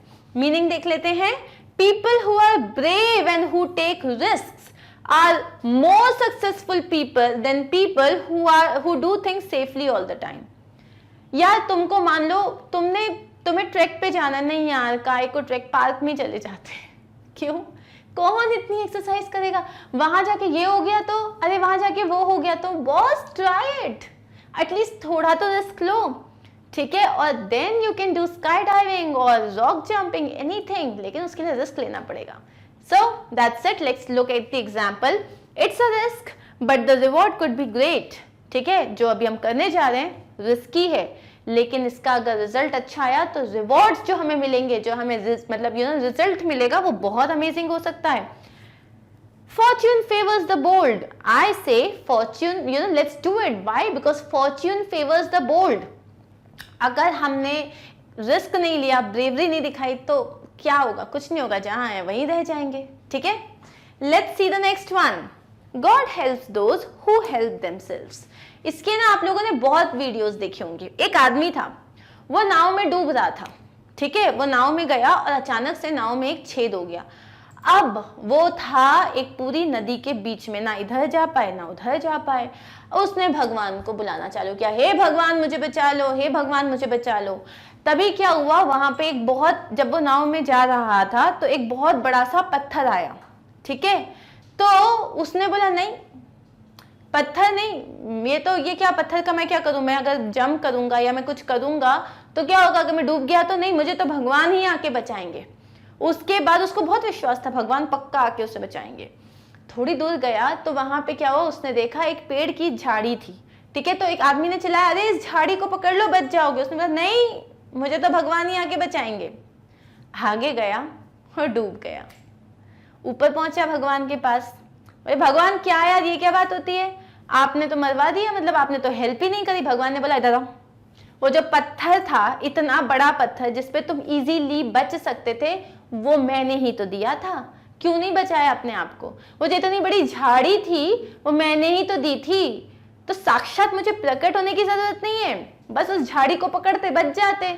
लेकिन गॉड भी उन्हीं लोगों को हेल्प करते हैं जो अपनी रक्षा करना चाहते हैं, ठीक है। सपोज यू वॉन्ट है, भगवान मेरे को एक हेल्दी लाइफ चाहिए, भगवान मुझे बहुत अच्छी लाइफ चाहिए, मैं बहुत फिट रहना चाहता हूँ, मम्मा चिप्स लाना, अरे वो बर्बन बिस्किट्स लेके आना, पिज्जा कब से नहीं खाया, हाँ पिज्जा खाते हैं। भगवान बोलेगा भाई फ्रूट्स भी दिए हैं, वेजिटेबल्स भी दिए, अब तुम जंक खाओगे तो मैं क्या कर सकता हूँ। सो अपनी रक्षा आप खुद कर सकते हैं। Let's see the meaning, don't just wait for good things to happen to you, work hard to make them happen. सिर्फ ये नहीं कि नहीं भगवान आएगा किसी दिन आएगा और मुझे एग्जाम में पास कर देगा, भगवान आएगा किसी दिन मुझे जॉब दिला देगा, ऐसा नहीं होता। आप अच्छी चीजों का वेट नहीं करो, आप उसके लिए मेहनत करो, अच्छी चीजें अपने आप हो जाएंगी। एग्जाम्पल देखते हैं, if you want a better life you can just sit on your but thinking about it. अगर तुम्हें एक अच्छी लाइफ चाहिए तो बैठे बैठे कुछ नहीं होगा, you have to work to make it happen. तुम्हें काम करना पड़ेगा तभी तुम वो चीज कर पाओगे। God helps those who help themselves. God भी उन्हीं लोगों की मदद करता है जो खुद अपनी मदद करना चाहते हैं। So we are done with a few more proverbs. 10 proverbs हमने कर लिए, 8 से स्टार्ट किया था एंड 18th प्रोवर्ब पे हम आ गए। So I hope you enjoyed it, right. कुछ प्रोवर्ब्स अगर याद रहेंगे तो बहुत अच्छी बात है, नहीं है तो एक बार रिवाइज कर लेना, but try to use them in your paragraphs because we have a lot more to go. I hope you all are good. हम क्या पढ़ रहे हैं? हम पढ़ रहे हैं प्रोवर्ब्स। प्रोवर्ब्स मतलब मुहावरे, मुहावरे मतलब यूनिवर्सल ट्रूथ, या अपने कॉमन सेंस के साथ या अपने जो एक्सपीरियंस के साथ जो हमारे बड़े बुजुर्ग हमको कुछ सीख दे के गए हैं, उन्हें ही कहते हैं हम मुहावरे या प्रोवर्ब्स। हम ऑलरेडी 18 मुहावरे पढ़ चुके हैं और ये सारे वही मुहावरे हैं जो आपको एग्जाम्स में आएंगे। बहुत ही कॉमन जो प्रोवर्ब्स हैं हम वही समझ रहे हैं यहाँ पे, ठीक है। So let's continue with our 19th proverb. Good things come to those who wait. अच्छी चीजें उन्हीं के साथ होती हैं जिनके पास पेशेंस होता है, जिनके पास सब्र होता है, ठीक है। तो जैसे मेरी एक फ्रेंड थी, बोलती थी सब्र अली भाई का नाम लो सब ठीक हो जाएगा। बेसिकली पेशेंस रखो, सब ठीक हो जाएगा। If you are patient good things can happen. जल्दीबाजी जल्दीबाजी, अरे ये क्यों नहीं हो रहा, अरे ये क्यों नहीं हो रहा है, नहीं, उससे काम हमेशा बिगड़ते हैं। अपने आप को काम रखो, ये ऊपर का माला है ना, इसे काम रखना पड़ता है, और उसके बाद काम करोगे। तो एक होता है काम, मतलब काम रखो, मतलब CALM, मतलब अपने आप को रिलैक्स रखो। CALM का मतलब होता है अपने आप को रिलैक्स रखो, तो आपके काम सही तरीके से हो जाएंगे, ठीक है। So good things come to those who wait. Next time अगर आपके भाई बहन या कोई फ्रेंड, अरे यार जल्दी बता, जल्दी कर, या फिर एक काम कर तू मुझे जल्दी से दे दे, या कोई बहुत ही ज्यादा हौश पौश कर, उसको बोलो चिल यार, good things happen to those who wait. Now let's see an example. I know you are hungry but stop being so impatient. मतलब मुझे पता है तुमको भूख लगी है, लेकिन इतनी हड़बड़ मत मचाओ। We just ordered our food. हमने अभी अभी तो ऑर्डर किया है अपना food. Good things come to those who wait. अच्छी बातें उन्हीं के साथ होती है जो थोड़ा वेट करते हैं। इसका मतलब क्या है कि भाई खाना आ जाएगा, बस थोड़ा इंतजार। Okay, now let's move to the next one. Honesty is the best policy. ये तो हम बचपन से पढ़ते हुए आ रहे हैं। इसका मतलब it's always better to tell the truth than it is to lie. तो हमारे बड़े बुजुर्ग कह गए हैं कि एक झूठ को छुपाने के लिए, अगर आपने एक झूठ बोला, एक झूठ को छुपाने के लिए आपको 100 झूठ बोलने पड़ते हैं। Now the difficult part is कि जो 100 झूठ बोले हैं ना, इसे याद भी रखना पड़ता है कि आपने लास्ट टाइम क्या बोला था, पता चला भूल ही गए। क्योंकि सच जो आपके साथ हुआ है वो तो हमेशा याद रहता है, लेकिन जो बातें बनाते हैं, जो झूठ हम कहते हैं, वो याद नहीं रहता, इसलिए पकड़े जाते हैं। तो honesty is the best policy. Best चीज क्या है, सच बोलो और बाकी के पंगों से दूर रहो। Okay, now let's see an example. If you want people to trust you, you need to be honest with them. Honesty is the best policy. आप एक फ्रेंड हो, आप एक अच्छे फ्रेंड तब होगे जब आप अपने दूसरे फ्रेंड से झूठ नहीं बोलोगे, क्योंकि अगर आपने झूठ बोला इसका मतलब आप उसका ट्रस्ट, उसका विश्वास तोड़ दोगे, और एक बार विश्वास टूटा तो काफी मुश्किल हो जाती है वापस उस विश्वास को एक्यूमुलेट करने में। So it's better to believe honesty is the best policy. Okay, let's move forward. Hope for the best, prepare for the worst. ये मेरी फेवरेट सेइंग है, मैं बचपन से इसको बोलते हुए आ रही हूँ। इसका मतलब अगर आप कोई काम करने जा रहे हो, किसी कंपटीशन के लिए प्रिपेयर कर रहे हो, किसी भी काम को कर रहे हो ना, तो अपना 100% दो। होप फॉर द बेस्ट कि यस ये तो हो ही जाएगा, लेकिन बी प्रिपेयर्ड कि अगर नहीं हुआ ना, तो भी ये नहीं कि आप अपने आप को हारता, मतलब आप अपना दिल छोटा कर रहे हो, या आप डिप्रेस हो गए, या आपको लगा बस अब तो लाइफ में कुछ है ही नहीं करने के लिए। नहीं, तो वो जो अपने नाजुक से दिल होता है ना, उस दिल को बोलो कि लिसन, सब कुछ बहुत अच्छा हुआ तो ये, और नहीं हुआ कोई बात नहीं, we will try it again. So hope for the best and be prepared for the worst. In any situation be optimistic. Optimistic मतलब पॉजिटिव सोचो कि यस ये हो जाएगा about the result, but always be ready for the worst outcome. लेकिन ये भी सोचना कि इफ इन केस नहीं हुआ तो it's okay. Remember, always tell yourself it's okay. और जिस चीज में ज्यादा टेंशन हो उसको ज्यादा अटेंशन मत देना। Cool, so let's see an example.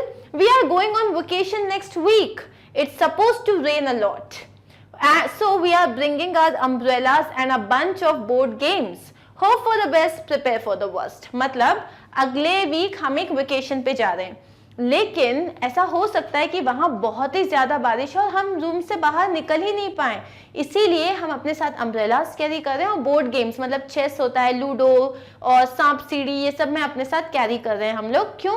क्योंकि सब अच्छा रहा तो वी आर आउट, पर नहीं रहा तो we are prepared for the worst. ठीक है, बट ऑलवेज रिमेंबर, अगर कुछ खराब हो गया ना, तो ये जो छोटा सा दिल है ना, उसको और छोटा मत करना। टेल इट कि boss it's okay, all is well. ठीक है, लेट्स मूव अहेड।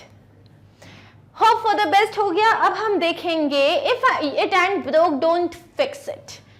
ओ भाई, ये तो बहुत सारे जो घर में इंजीनियर्स होते हैं ना, जो बड़े हो रहे होते हैं, इंजीनियर बन रहे होते हैं, ये उनके लिए है।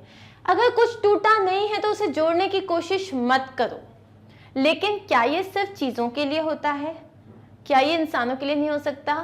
अगर कोई परेशान नहीं है, पूछ के बताओ ना क्या हो गया, अरे बताओ ना क्या हुआ, अरे come on, it's okay, let him be, give him some space, he will be fine.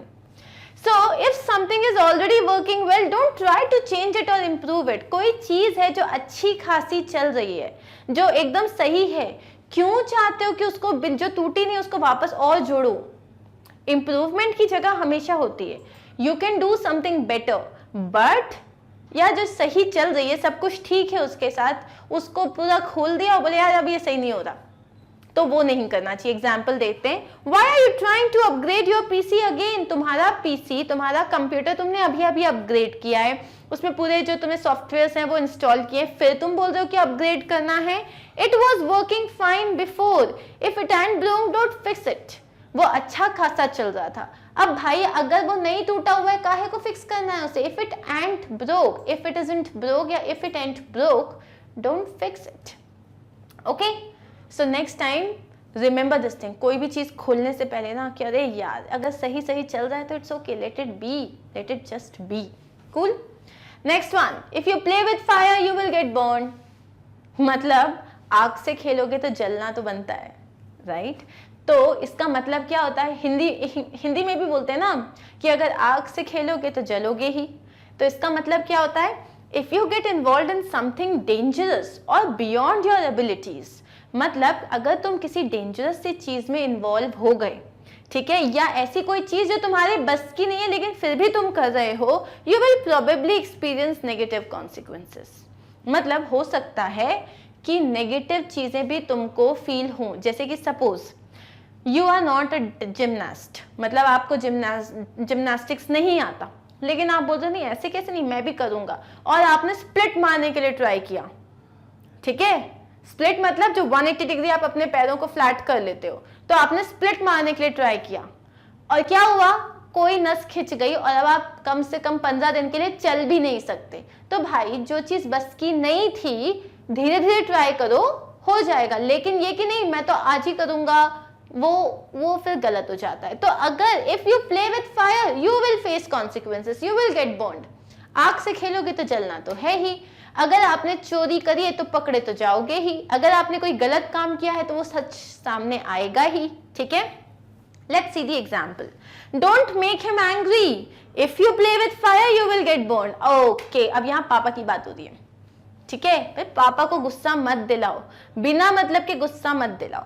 अगर तुम गुस्सा दिलाओगे तो बाद में जो होगा उसका अंजाम जो है वो तुम ही भुगतोगे। मतलब don't play with fire you will gate burned. So that's it, if you play with fire you will get burned. Next one है, if you want something done right you have to do it yourself.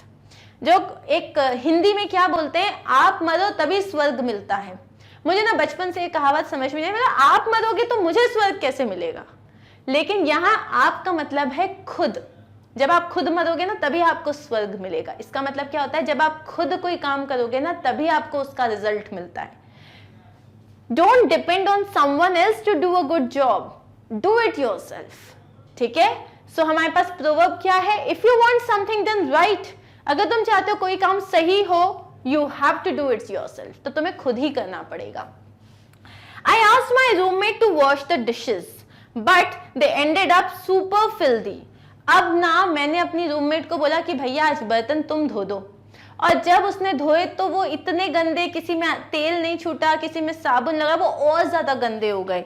I guess it's true what they say, if you want something done right you have to do it yourself.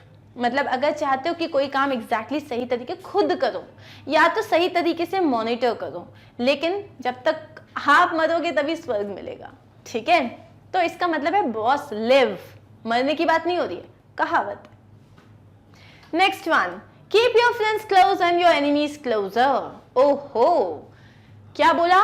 Keep your friends close and your enemies closer, मतलब अपने दोस्तों को अपने पास रखो लेकिन अपने दुश्मनों को अपने से ज्यादा पास रखो। If someone is your enemy Treat them like a friend so you can be ready if they ever try to betray you. अगर कोई आपका नुकसान करना चाहता है, अगर कोई आपका एनिमी है, कोई आपका दुश्मन है, तो उससे ज्यादा करीब भी मतलब उससे ज्यादा करीब रहो। क्यों? क्योंकि अगर कभी वो आपको बिट्रे करने के लिए कोशिश करेगा, आपको धोखा देने के लिए कोशिश करेगा, आपको किसी तरीके से नुकसान पहुंचाने की कोशिश करेगा, आप जान सकते हो क्या हो रहा है। इसीलिए keep your friends close but your enemies closer. इसका हम एग्जाम्पल देखते हैं। We don't trust each other but we have to be nice to each other because we work for the same company. हम एक दूसरे को पसंद नहीं करते, लेकिन उसके बाद भी हम एक दूसरे से ठीक से बात करते हैं क्योंकि हम एक ही कंपनी के लिए काम करते हैं।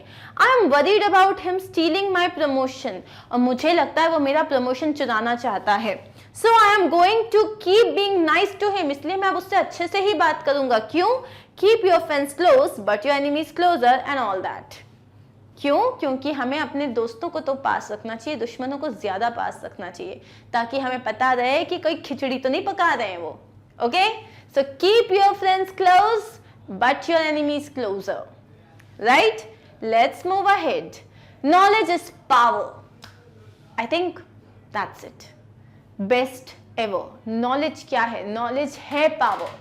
अगर आपको किसी चीज का नॉलेज है तो आप लाइफ में हर चीज अक्वायर कर सकते हो, just because you have knowledge. आप बहुत अमेजिंग इंग्लिश बोलो, यू कैन गो प्लेसेस। आप अमेजिंग चाइनीज, किसी भी लैंग्वेज में कमांड कर लो, you will have lakhs and lakhs of options. आप वो जो लक्ष्य मूवी कितने लोगों ने देखी है? लक्ष्य मूवी में एक डायलॉग था, घास काटने वाले बनो लेकिन अच्छा घास काटने वाले बनो, तभी you will get it. You should have the knowledge about things and that will give you power. Let's see the meaning. The more you know, the more powerful you can be in different areas in your life. आप हमेशा newspaper पढ़ो, ठीक है? आजकल तो कितने सारे apps आते हैं। एक ऐप्स आता है in shorts, I am sure you know about it, ठीक है? इन शॉर्ट्स में क्या होता है, जितनी भी न्यूज होती है, जो भी आपको रेलेवेंट लगे, आप उस पर्टिकुलर कैटेगरी को सिलेक्ट कर लो और आपको वो उससे रिलेटेड सारी न्यूज दे देगी। Newspaper is boring these days because उसमें कोरोना के अलावा कुछ नहीं आता, बट इन शॉर्ट्स डाउनलोड करोगे या फिर there is Lallantop and all, so what do? They give you the news the way you want it, ठीक है? एकदम शॉर्ट में एकदम आपको पता चल जाएगा। अगर आपको ज्यादा जानना है, click on that and you will get all the details as well. जितना हमें अपने आसपास की चीजों के बारे में पता होगा, उतने हम नॉलेजेबल तरीके से लोगों से बात कर पाएंगे। वरना क्या होगा, दो लोग बात कर रहे हैं क्रिकेट के बारे में, अपन चुपचाप खड़े रहेंगे। दो लोग बात कर रहे हैं बिजनेस के बारे में, अपन चुपचाप खड़े रहेंगे। लेकिन अगर हमें न्यूज पता है, हम अपना इनपुट दे सकते हैं because and we will feel powerful. Why? Because knowledge is power. Let's see the sentence. When we were kids, our parents taught us how to swim. जब हम छोटे थे, हमारे पेरेंट्स ने क्या सिखाया कि तैरते कैसे हैं। That knowledge helped me to save my cousin's life when he was 5 years old. और वो जो नॉलेज था, उसने जब एक बार मेरा कजिन डूब रहा था तो उसको बचाने में हेल्प किया। Knowledge is power, knowledge is power. Languages सीखो, स्पोर्ट्स सीखो, कोई पर्टिकुलर एक्टिविटी सीखो, everything will give you power, ठीक है? नेक्स्ट वन है laughter is the best medicine. आजकल लोग हंसना भूल गए। सिर्फ वो कॉमेडी विद कपिल शर्मा, उसको देख के थोड़ी बहुत हंसी आ जाती है, वरना हंसने के लिए लाफ्टर क्लब्स में जाना पड़ता है, जहाँ पे हा हा हा हा हा वाली एक प्रैक्टिस करते हैं। पता नहीं क्यों हंसी नहीं आती। आपके आसपास इतनी सारी चीजें, एक बार अपनी ब्लेसिंग्स काउंट करो। आप देख सकते हो, आप चल सकते हो, आपके पास हाथ पैर हैं, आपके पास मम्मा पापा हैं, और आपके पास बेसिकली एक फैमिली है, आपको लोग प्रोवाइड कर रहे हैं। आज आप सांस लेने के लिए परेशान नहीं हो रहे हो। कितनी चीजें हैं जो शायद दूसरों के पास नहीं है। तो आप अपनी ब्लेसिंग्स को अगर काउंट करोगे ना, तो उंगलियां कम पड़ जाएंगी। तो खुश क्यों नहीं हो सकते? खुशी के लिए बस स्माइली तो करना पड़ता है, अपने इस कर्व को थोड़ा और बढ़ाना पड़ता है, और उसमें अच्छे लगते हैं, बहुत अच्छे लगते हैं। पता है, अगर आप स्माइल करते हो ना, आप बहुत ब्यूटीफुल लगते हो, लेकिन सड़ा हुआ मुंह बनाते हो ना, तो अच्छे नहीं लगते। अच्छा, सपोज ऊपर से भगवान आए, हाँ, भगवान जो है गिफ्ट्स दे रहे हैं, एक ने ऐसे सड़ा मुंह बना के रखा है और एक बहुत अच्छे से पॉजिटिव स्माइल करता है।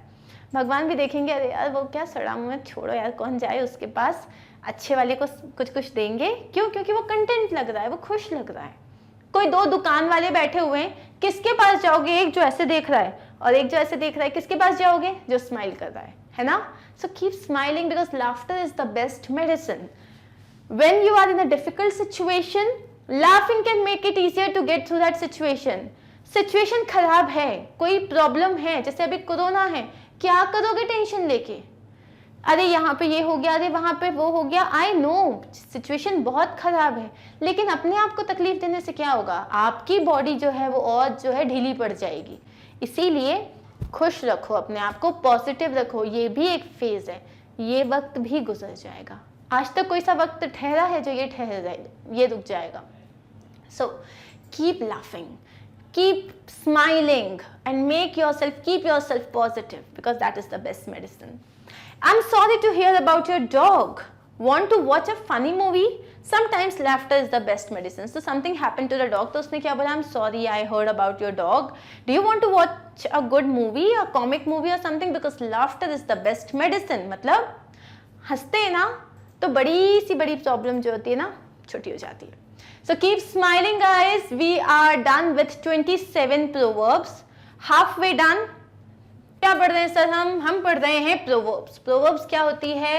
ज्ञान की बातें होती है, ठीक है, जो हमारे बड़े बुजुर्ग हमको दे के गए हैं. तो हमारे कॉमन एक्सपीरियंसेस पे, हमारे कॉमन सेंस पे, यूनिवर्सल ट्रुथ पे बेस्ड ये कुछ ऐसी बातें होती है जो हमें लाइफ में आगे बढ़ने में बड़ी काम करती हैं. ठीक है, अभी तक हम 27 प्रोवर्ब्स देख चुके हैं and we are going forward with the 28th proverb. So let's begin. Like father like son, like mother like daughter. इसका मतलब ये जो है, जैसे कि आप किसी को देखे और आपने बोला अरे वाह ये तो एकदम अपने पापा जैसा है.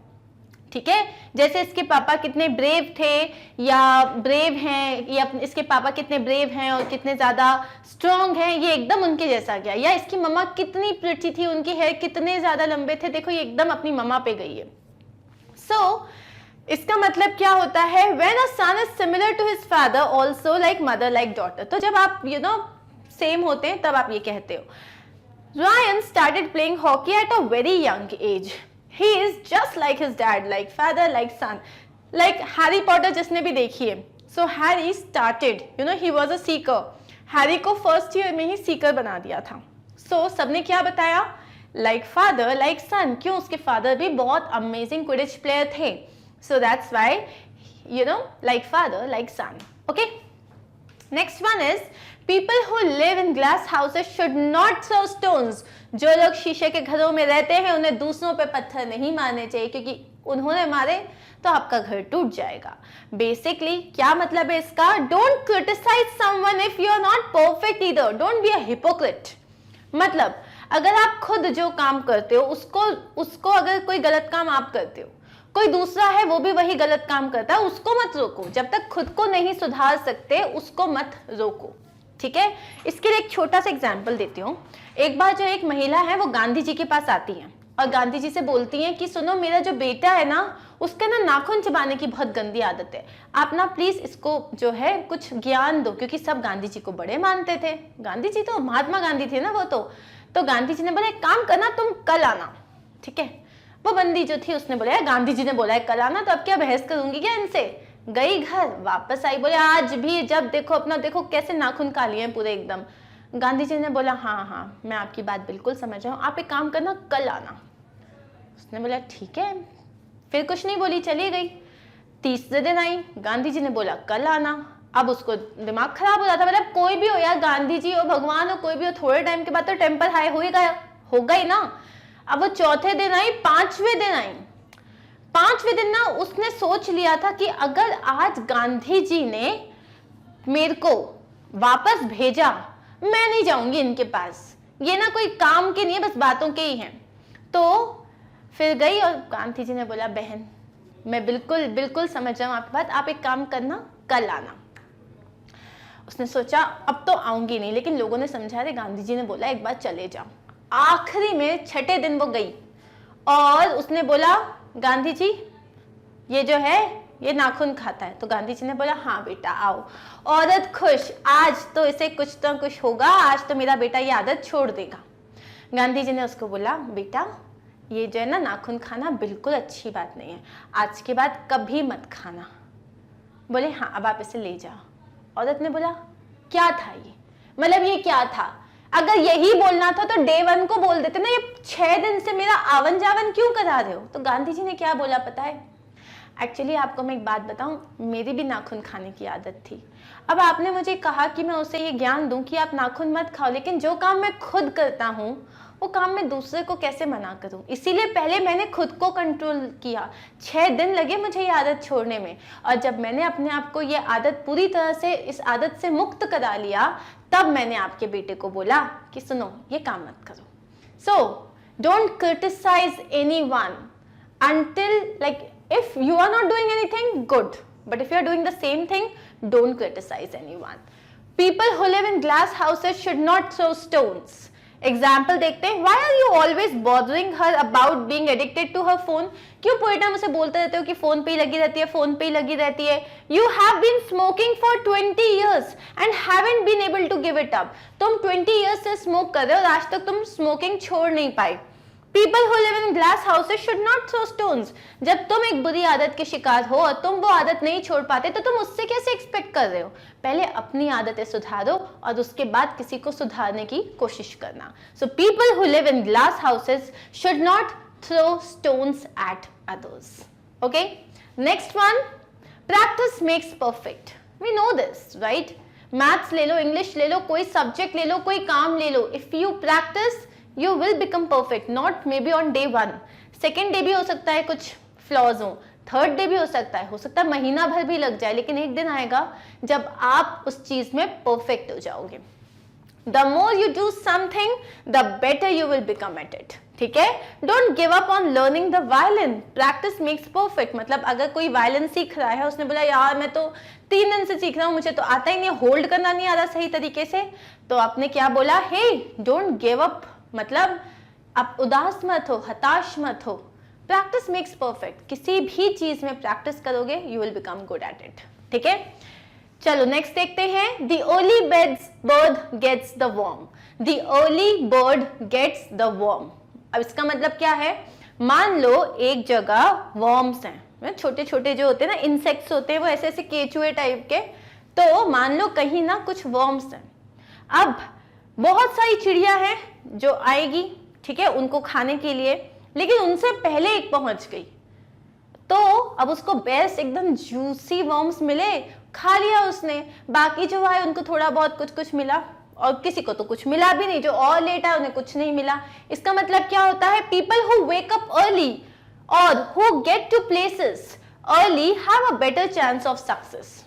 जो लोग जल्दी उठते हैं सुबह, ठीक है, जो लोग सुबह जल्दी उठते हैं ना, उनका दिन जो है देखना लंबा हो जाता है। अगर मान लो आप रोज सुबह 9 बजे उठते हो, 9 बजे की जगह अगर आप 7 बजे उठो, 2 घंटे एक्स्ट्रा मिले, उस एक्स्ट्रा 2 घंटे में आप वर्कआउट कर सकते हो, आप कोई एक नई चीज सीख सकते हो, आप कुछ पेंट कर सकते हो, आप जाके वॉक कर सकते हो, कुछ भी कर सकते हो। ये 2 घंटे आपकी लाइफ में लंबे हो गए जो आप सोते सोते बर्बाद कर सकते थे। तो जो लोग जल्दी उठते हैं वो हमेशा सक्सेसफुल होते हैं। दूसरी चीज, जो लोग जल्दी उठते हैं या जल्दी जाते हैं, कहीं जल्दी पहुंचोगे, जैसे किसी शो में जा रहे हो, जल्दी पहुंचोगे, आगे की सीट मिलेगी, लेट पहुंचोगे, पीछे की सीट मिलेगी, सिर्फ लोगों का सर ही देखते रह जाओगे। ठीक है, so an early bird gets the worm, मतलब जल्दी करोगे कोई काम, then you will get success. The enemy of my enemy is my friend. मेरे दुश्मन का दुश्मन मेरा दोस्त, मेरे दुश्मन का दुश्मन मेरा दोस्त। अब ये तो अपन ने हर मूवी में देखा है mostly, right? If someone whom I don't like doesn't like someone else, जैसे मैं अगर मान लो मैं एक्स को पसंद नहीं करता, या मैं जो हूं मैं संजय को पसंद नहीं करती, और संजय जो है एक और बंदा है जो संजय को पसंद नहीं करता, मान लो राम है, राम संजय को पसंद नहीं करता। अब हम दोनों संजय को पसंद नहीं करते, हम दोनों एक दूसरे को पसंद करके उसके खिलाफ साजिश कर सकते हैं। नहीं करेंगे, example they the. If someone whom I don't like doesn't like someone else whom I don't like, we can act like friends and unite against the other person. Common involve, हम दोनों मिलके सामने वाले के अगेंस्ट कुछ planning कर सकते हैं। मेरे दुश्मन का दुश्मन मेरा दोस्त। The enemy of my enemy is my friend. The enemy of my enemy is my friend. Example देखते हैं। I don't like you, you don't like me, but I think we can agree that we both hate Daniel. देखो, तुम मुझे कुछ ज्यादा पसंद नहीं करते, मैं भी नहीं करता, लेकिन हम एक चीज तो मानेंगे कि हम दोनों उस डेनियल से, we hate him. Let's work together and get him fired. चलो एक काम करते हैं, हम दोनों खुफियापंती करते हैं और उसको नौकरी से निकलवा देते हैं। The enemy of my enemy is my friend, right? मेरे दुश्मन का दुश्मन मेरा दोस्त हुआ है ना। अब ऐसे काम हमें नहीं करने चाहिए। प्रोवर्ब है, मीनिंग बता रही हो, ऐसे दिमाग मत चलाना, ठीक है? आगे बढ़ते हैं। The grass is always greener on the other side. और ये सब बच्चों के साथ होता है, हर किसी के साथ होता है। उसकी मम्मी कितनी अच्छी है यार, यार उसके पापा कितने अच्छे हैं, गुस्सा भी नहीं करते, उसको ये भी लाके दिया वो भी लाके दिया। मेरे पापा को देखो, मेरी मम्मी को देखो, बस पढ़ाई करो यही बोलती रहती है। उसकी मम्मी देख कितनी कूल है ना यार, उसका घर कितना अमेजिंग है यार, उसका प्ले स्टेशन कितना अमेजिंग है। The grass is always greener on the other side. यहाँ पे खड़े हुए हो, एक मैदान को देखना, आगे का मैदान ज्यादा हरा हरा दिखेगा, पास का सूखा सूखा दिखेगा। क्यों? क्योंकि जो चीज हमारे पास होती है ना, उससे बेटर हमेशा वही लगता है जो दूसरे के पास है। People always want what they don't have. It's a chase, एक पीछा कर रो वाली चेज है ये। मतलब जो हमारे पास नहीं होता ना, हमें वही चाहिए होता है। I'm jealous of all the free time my single friends have। अरे यार मैं जॉब करती हूँ, अच्छा कमाती हूँ, लेकिन I'm jealous, मेरे जो फ्रेंड्स हैं जो जॉब नहीं करते उनके पास कितना फ्री टाइम है। दूसरे ने क्या बोला? Yeah, but your friends are probably jealous of you too in the same ways। The grass is always greener on the other side। दूसरे ने क्या बोला? हाँ, तुम्हारे फ्रेंड्स भी चलते होंगे कि यार उसके पास कितना अच्छा जॉब है, वो पैसे भी कमा रही है। हमें जो हमारे पास होता है ना, उससे कभी कोई संतुष्टि नहीं होती। हमें क्या लगता है, जो उसके पास है ना, जो सामने वाले के पास है ना, वो ही बेटर है। इसीलिए the grass is always greener on the other side. ठीक है, दूर की जो ढोल होते हैं वो सुहावने लगते हैं। Okay, next, the pen is mightier than the sword. Oh, if you are into reading books, writing, then you have to understand a pen is mightier than a sword। मतलब एक पेन की जो ताकत होती है वो तलवार की ताकत से कई गुना ज्यादा आगे होती है। एग्जाम्पल बताती हूँ, जब हम लोग फ्रीडम के लिए स्ट्रगल कर रहे थे, इंडिपेंडेंस से पहले जब हम इंडिपेंडेंस के लिए स्ट्रगल कर रहे थे, तो बहुत सारे पोएट्स थे जो लोग लिखते थे। उस वक्त वो हमारे जो स्वतंत्रता सेनानी लोग होते थे, जो हमारे फ्रीडम फाइटर्स होते थे, उनके अंदर जोश पैदा करने के लिए ऐसी ऐसी चीजें लिखते थे कि आप सिर्फ पढ़ के आपको लगेगा कि मैं अभी अपने देश के लिए जान देने को तैयार हूं। उनकी राइटिंग इतनी स्ट्रॉन्ग होती थी। ठीक है, तो जब आज भी अगर आप लोगों ने वो सुनी है, खूब लड़ी मर्दानी वो तो झांसी वाली रानी थी, कभी उसको अच्छे से पढ़ना, समझना, लिटरली रोंगटे खड़े हो जाएंगे। क्यों? क्योंकि जो पेन, जो वर्ड्स होते हैं, वर्ड्स में बहुत ताकत होती है। If you are trying to convince someone of something, words and ideas are stronger than using physical force. Common in politics. Politics में लोग क्या करते हैं? लड़ते थोड़ी ना है जाके, बातें होती है, और बातों में बहुत ताकत होती है, बहुत ही ज्यादा ताकत होती है। We must avoid this war and use diplomacy to solve our problems. The pen is mightier than the sword. हमें ये झगड़ा नहीं चाहिए, हमें ये वॉर को अवॉइड करना चाहिए। Instead we should come to a common ground कि हम लोग कुछ करके जो है ये प्रॉब्लम को सॉल्व ही कर देते हैं। बेसिकली कोई सोल्यूशन ढूंढते हैं, लिखते हैं उसको। क्यों? क्योंकि a pen is mightier than a sword. Sword का मतलब क्या होता है? तलवार। एक पेन की ताकत एक तलवार की ताकत से बहुत ज्यादा होती है। ठीक है, let's move forward guys. There is no place like home. Oh, आप वेकेशन पे गए, खूब मस्ती करी आपने, सब कुछ कर लिया, वापस घर आए, कितना अच्छा लगता है। घर की फीलिंग ही अलग होती है ना? Your home is the most comfortable place in the world. तो आप जैसे कहीं बाहर गए, आप ऑफिस भी जाते हो, घर आके एकदम रिलैक्स करते हो।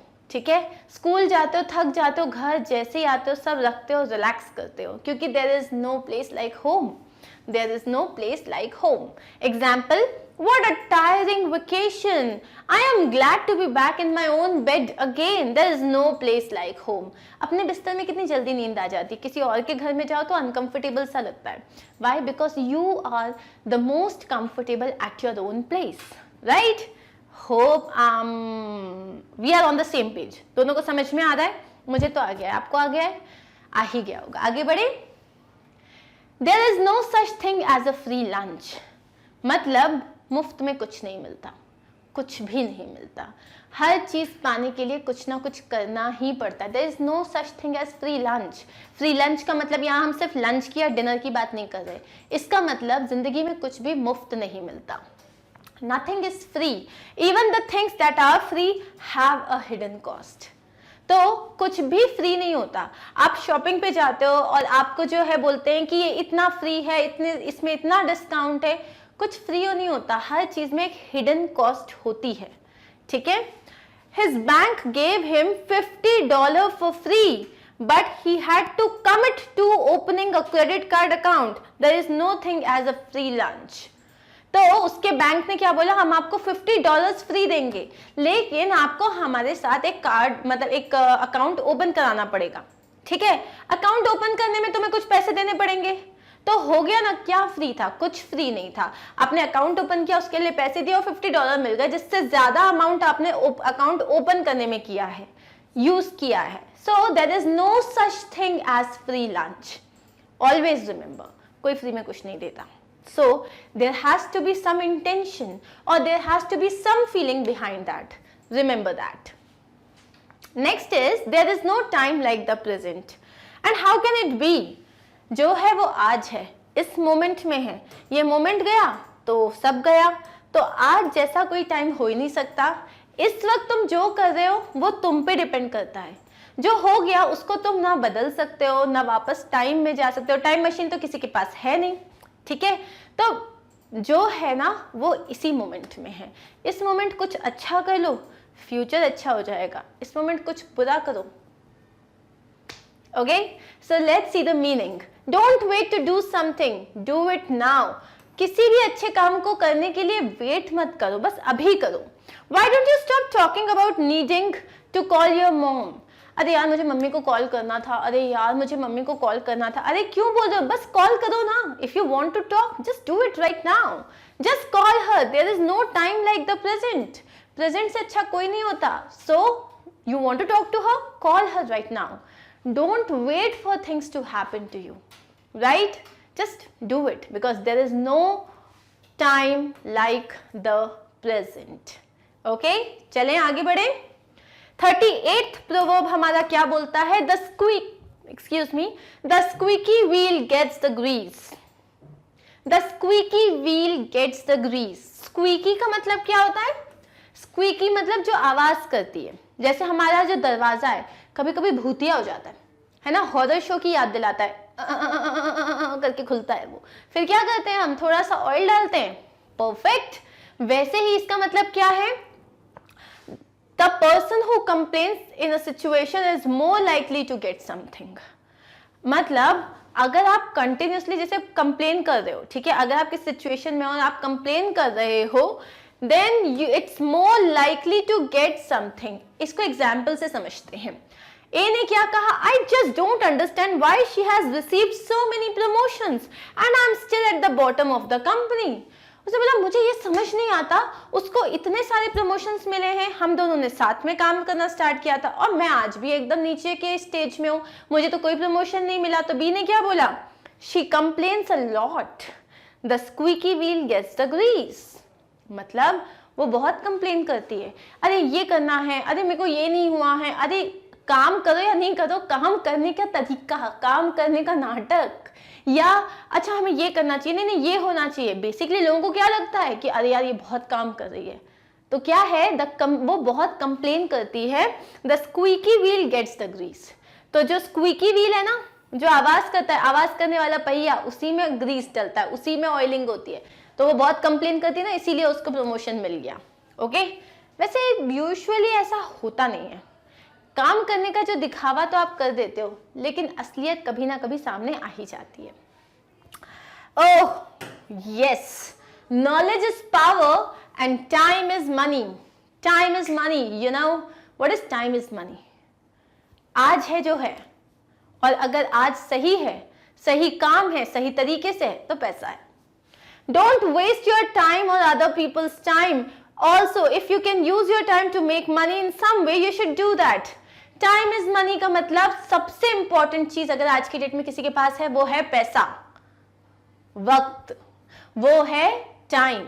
अगर इस टाइम को आप सही तरीके से यूटिलाइज करोगे तो आप अपने रिलेशनशिप्स बिल्ड कर सकते हो, आप लोगों के साथ एक अच्छा बॉन्ड क्रिएट कर सकते हो, आप पैसा कमा सकते हो, आप नई अपॉर्चुनिटीज जो है उनको एंटरटेन कर सकते हो। तो टाइम इज मनी, ओके। और आज की डेट में देखना कोई टाइम ज्यादा स्पेंड ही नहीं करता। अरे इसका फोन नहीं उठाने का मन किया, काट दिया। उससे मिलने का मन नहीं किया, बोल दिया अरे बेटा बता दो घर में मम्मी नहीं है। सो टाइम कोई किसी के साथ देना नहीं चाहता। Time is money. इंस्टाग्राम पे हम रील्स देखते रहते हैं, देखते रहते हैं। 1 घंटा 1.5 घंटा कहाँ चले जाता है पता ही नहीं। वो 1-1.5 घंटा अपने ऊपर यूज करो ना। कोई और ने कुछ क्रिएट किया, उसको क्यों देख रहे हो? अपने लिए कुछ करो, अपने लिए कुछ सीखो। Why? Because guys time is money और ये वापस नहीं आएगा, लेकिन इसको सही तरीके से यूज कर लिया तो सब कुछ मिलेगा। Okay, next one is 2 heads are better than 1.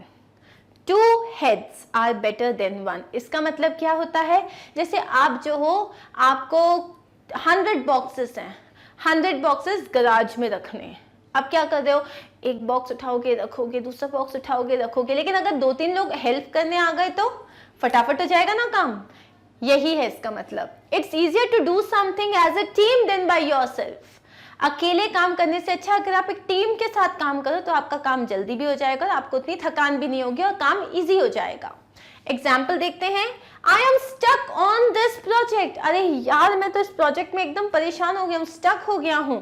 Can you help me out? क्या तुम मेरी मदद करोगे? और साथ में डायलॉग क्या चिपकाया आपने? 2 heads are better than 1.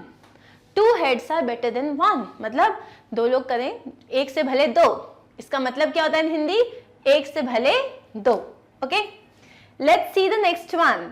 2 wrongs don't make a right.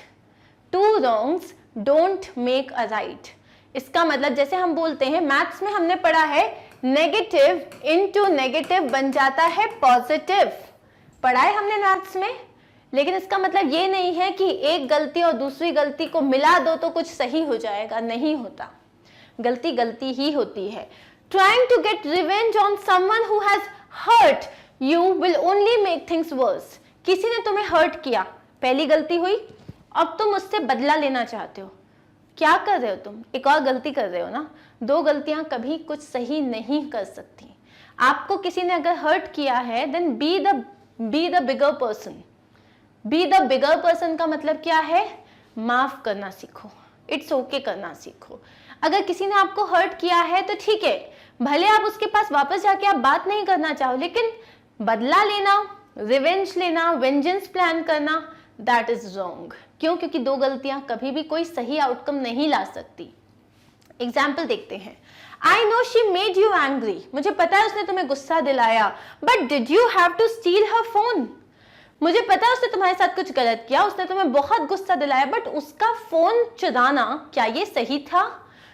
2 wrongs don't make a right. 2 negative चीज, 2 गलतियां कभी कुछ सही नहीं करती। So what you have done is absolutely wrong and go and return her phone. ठीक है?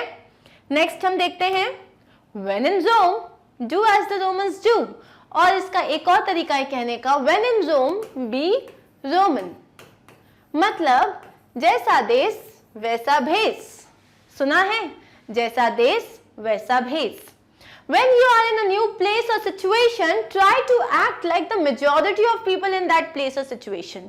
अब मान लो आप कोई एकदम मंदिर वाली जगह पे गए हो और वहां पे जाने के बाद आप कोई भी स्मोक कर रहे हो, सिगरेट पी रहे हो, और you are doing something nonsense, they want entertain. लेकिन अगर आप ऐसी जगह पे गए जहाँ पे सभी ये कर रहे हैं तो वो लोग कुछ नहीं ऑड फील करेंगे। ठीक है? कोई शादी में आप गए हो, सबने लहंगे पहने हुए हैं, ये सब पहना हुआ है, और आप वहां पे जाके पजामा पहन के चले गए, तो सही होगा क्या? सब आपको ऐसे दिखेंगे, इसको क्या हो गया?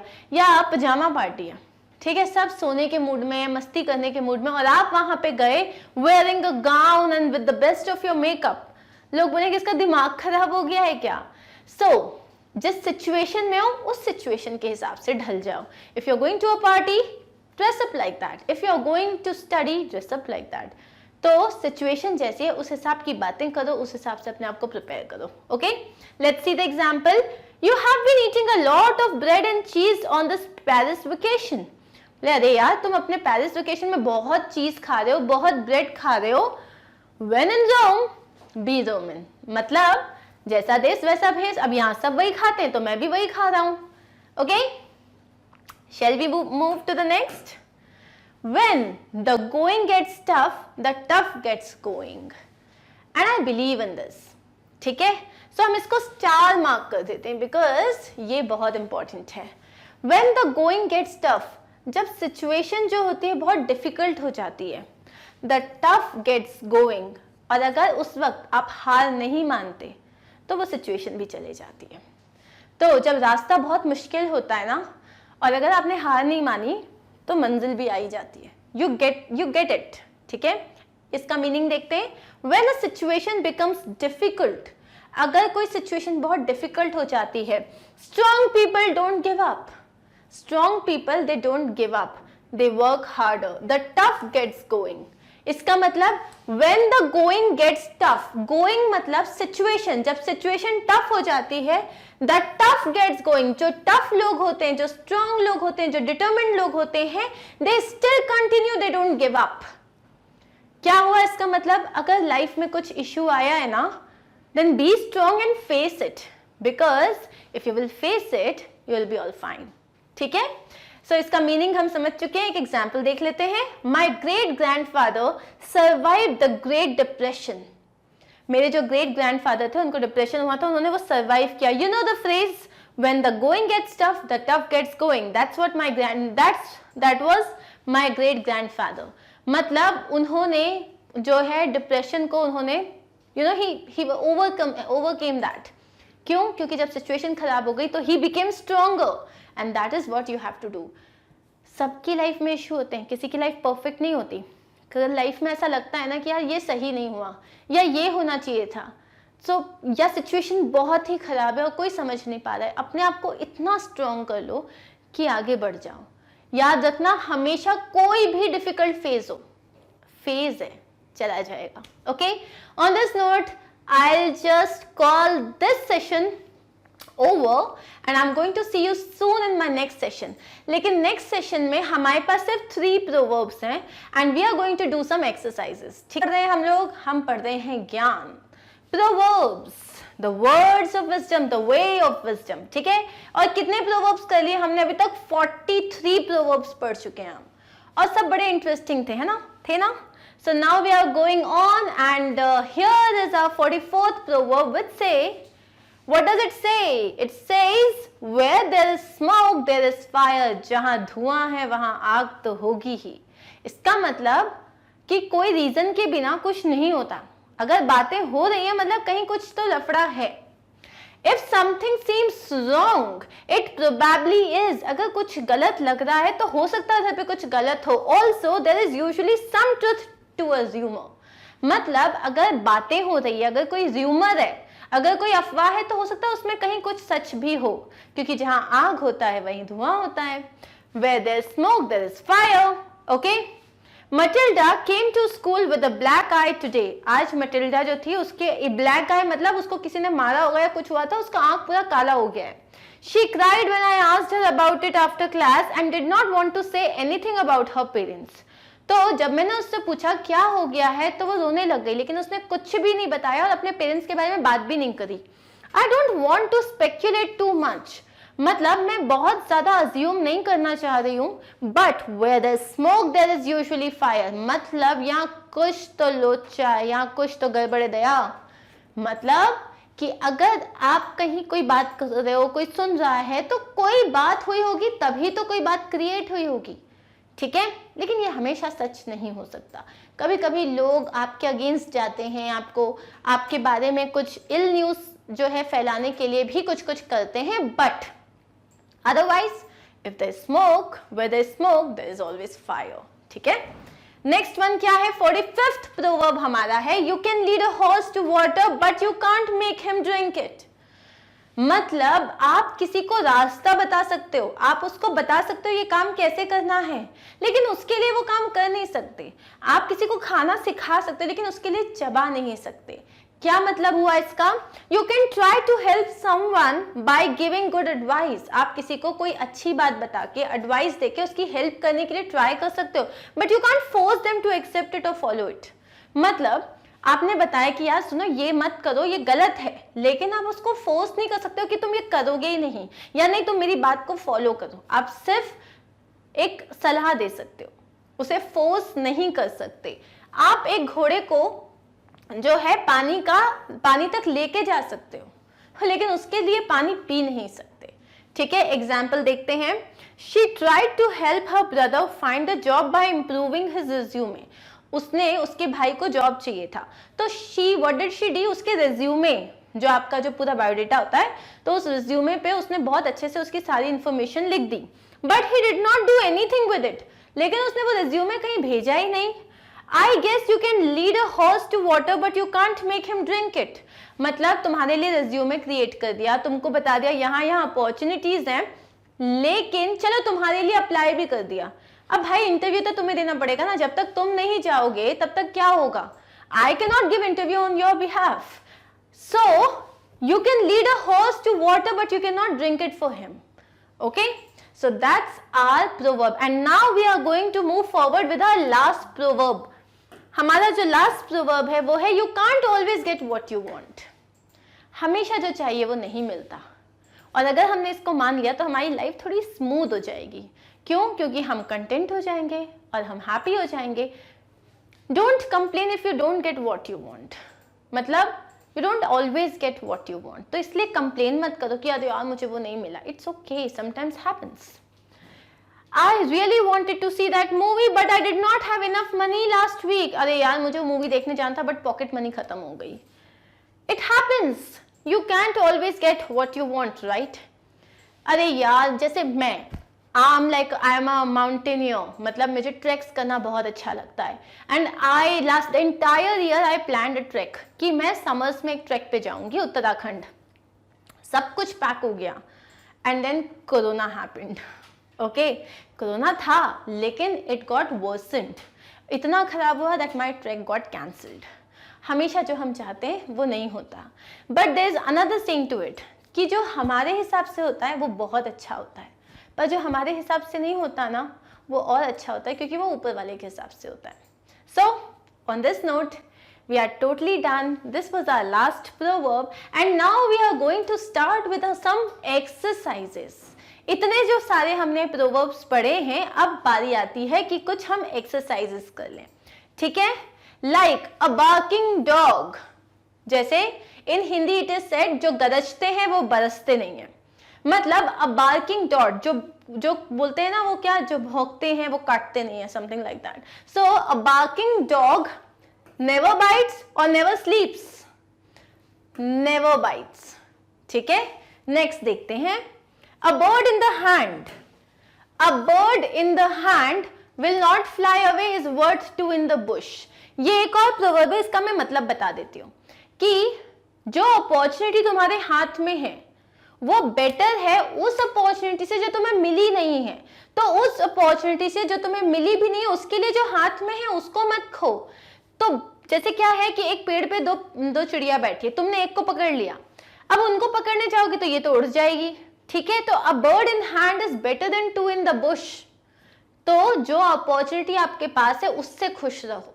Try to grab the other opportunities as well, लेकिन ऐसा नहीं कि मुझे ये भी चाहिए, मुझे ये भी चाहिए, मुझे ये भी चाहिए, पता चला हाथ आया नील बटे सन्नाटा, कुछ नहीं। A bird in the hand is worth two in the bush. Next है अ फ्रेंड इन नीड। ये तो हमें पता है, जो जरूरत के समय काम आए वही असली दोस्त होता है। A friend in need is a friend Indeed. A friend in need is a friend Indeed. Next क्या है, अ लायर इज नॉट बिलीव्ड। एक अगर कोई झूठा आदमी है जो हमेशा झूठ बोलता है, तो जिस दिन वो सच बोलेगा ना उस दिन भी कोई नहीं मानेगा। So a liar is not believed even when he speaks the truth. A liar is not believed even when he speaks the truth. Okay, इसीलिए कहते हैं कि झूठ नहीं बोलना चाहिए, लोग आप पे विश्वास करना छोड़ देते हैं। एक्शन स्पीक, ये हमने पढ़ा था, सेकंड हमारा प्रोवर्ब था। Action speak louder than words, instead of words नहीं, लाउडर देन वर्ड्स। नेक्स्ट क्या है? All is fair. ये तो पता ही होगा, मूवीज में बड़ा चलता है। All is fair in love and war. When you have got money, no, all is fair in love and war. इश्क और जंग में सब जायज है। वाह वाह, क्या बात है। आगे बढ़ते हैं। ऑल रोड्स लीड टू रोम। इसका मतलब क्या है? ये सारी चीजें, जितने भी तुम कोई भी रास्ता निकालो, फाइनली तुम्हें वहीं पहुंचना है। ऑल रोड्स लीड टू रोम। ठीक है। नेक्स्ट इज, हर चमकती हुई चीज सोना नहीं होती। चमकने को इंग्लिश में कहते हैं ग्लिटर करना। All that glitters is not gold, my son. All that glitters is not gold. हर चमकती हुई चीज सोना नहीं होती। Next is all things. All things नहीं, all good things. All good things must come to an end. हर अच्छी चीज कहीं ना कहीं खत्म हो जाती है। All good things must come to an end. Okay? All is well. अंत भला तो सब भला। All is well that ends well. अंत भला तो सब भला। All is well that ends well. ठीक है। अब हमारे पास मैच द कॉलम है, तो आपको क्या करना है? आपके पास, okay, just give me a second, I drop my pen.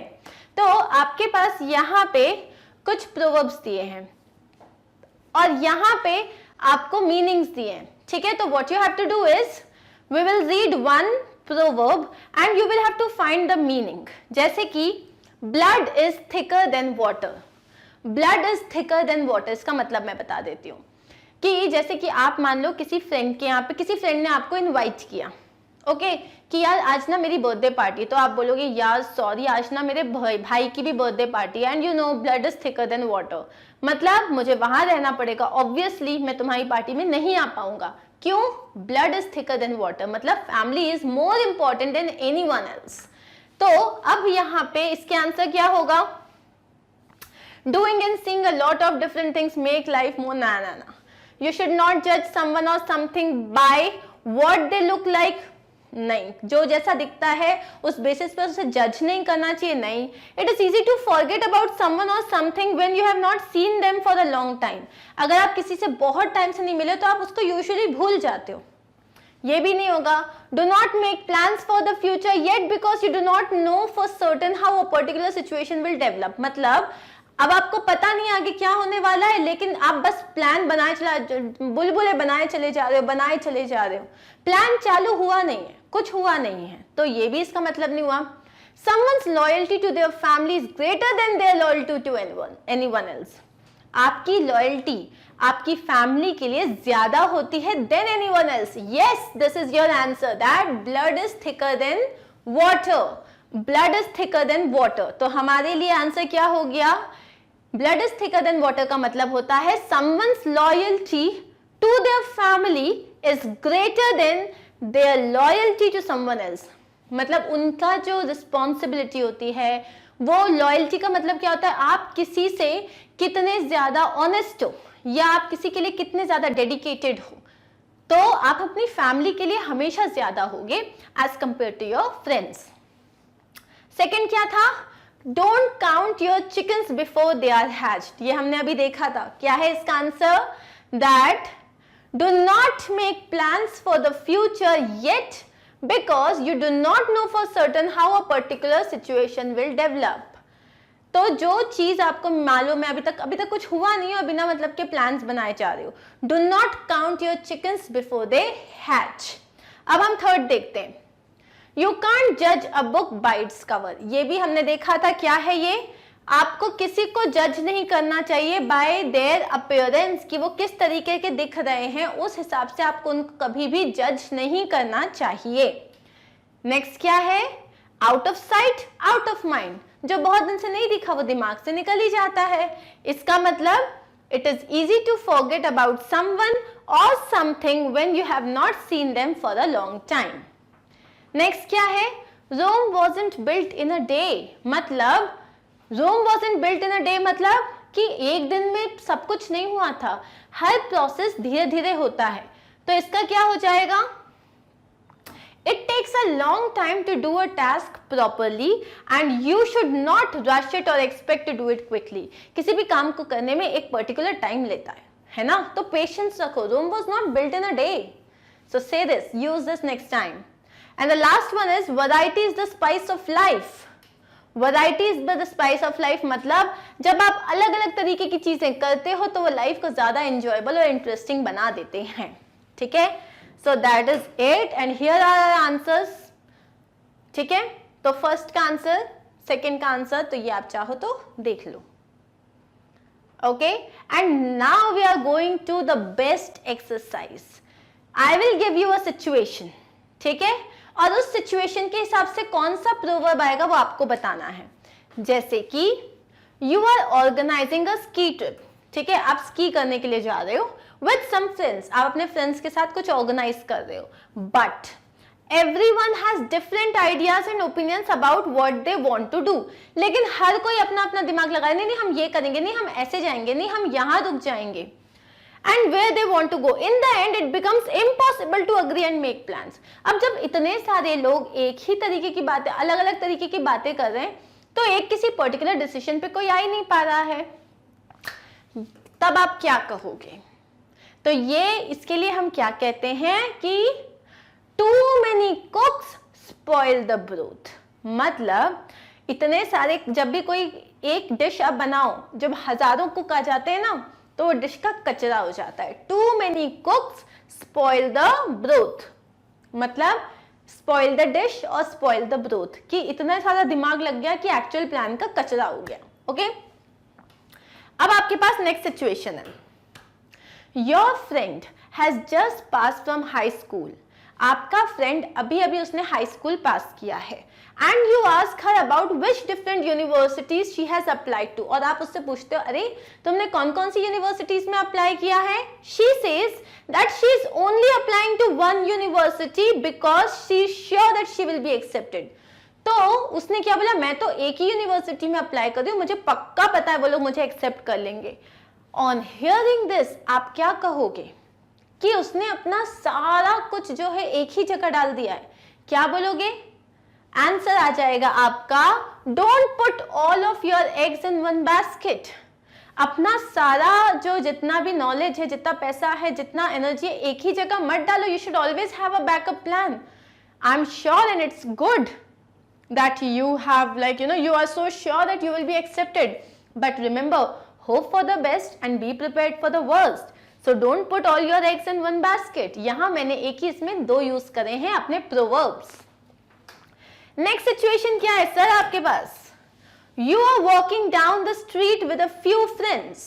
आप सड़क पे चल रहे हो कुछ दोस्तों के साथ and see a man trying to move a heavy piano into his new apartment. और आपने क्या देखा, एक आदमी है, एक बड़ा सा पियानो है, उसको अपने नए अपार्टमेंट में अंदर डालने की कोशिश कर रहा है. He is having a very difficult time. और उसके लिए बहुत ही मुश्किल हो रही है. The three of you go over and help him. आप तीनों जाते हो और उसकी हेल्प करते हो. With your help, the piano is soon inside. और आपकी मदद से पियानो घर के अंदर इजीली पहुंच गया. The man thanks you and says. तो मैन जो है वो आपको थैंक यू बोलता है और क्या बोलता है? क्या बोलेगा? Two heads are better than one. मतलब एक से भले दो. Two heads are better than one. Okay? Let's move ahead. अब हमारे पास क्या है?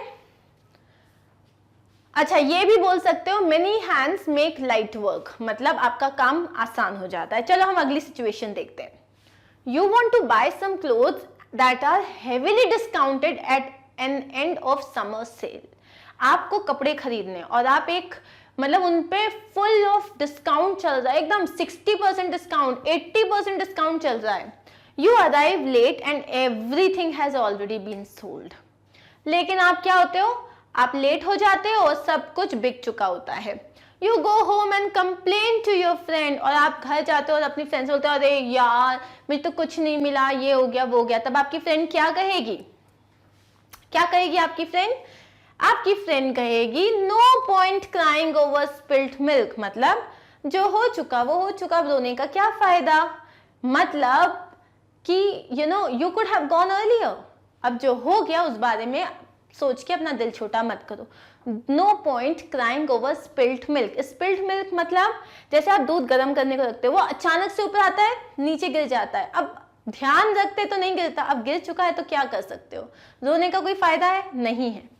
ओके, सो अब हम देखते हैं हमारी last situation. Your brother who doesn't speak English is going to Australia to live. आपका जो भाई है उसको इंग्लिश नहीं आती, अब उसको ऑस्ट्रेलिया जाना है. He wants to learn how to cook because he will be living alone. अब वो अकेला रहेगा तो उसको खाना बनाना भी सीखना पड़ेगा.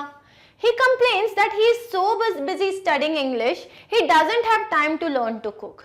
वो कंप्लेन करता है कि यार उसके पास इतना ज़्यादा काम है, वो इतना मतलब वो इंग्लिश सीख रहा है तो उसके पास खाना बनाना सीखने के लिए टाइम ही नहीं है. You suggest he should buy an English cooking book. तो आप क्या सजेस्ट करते हो, एक काम करो, तुम इंग्लिश कुकिंग बुक ले लो.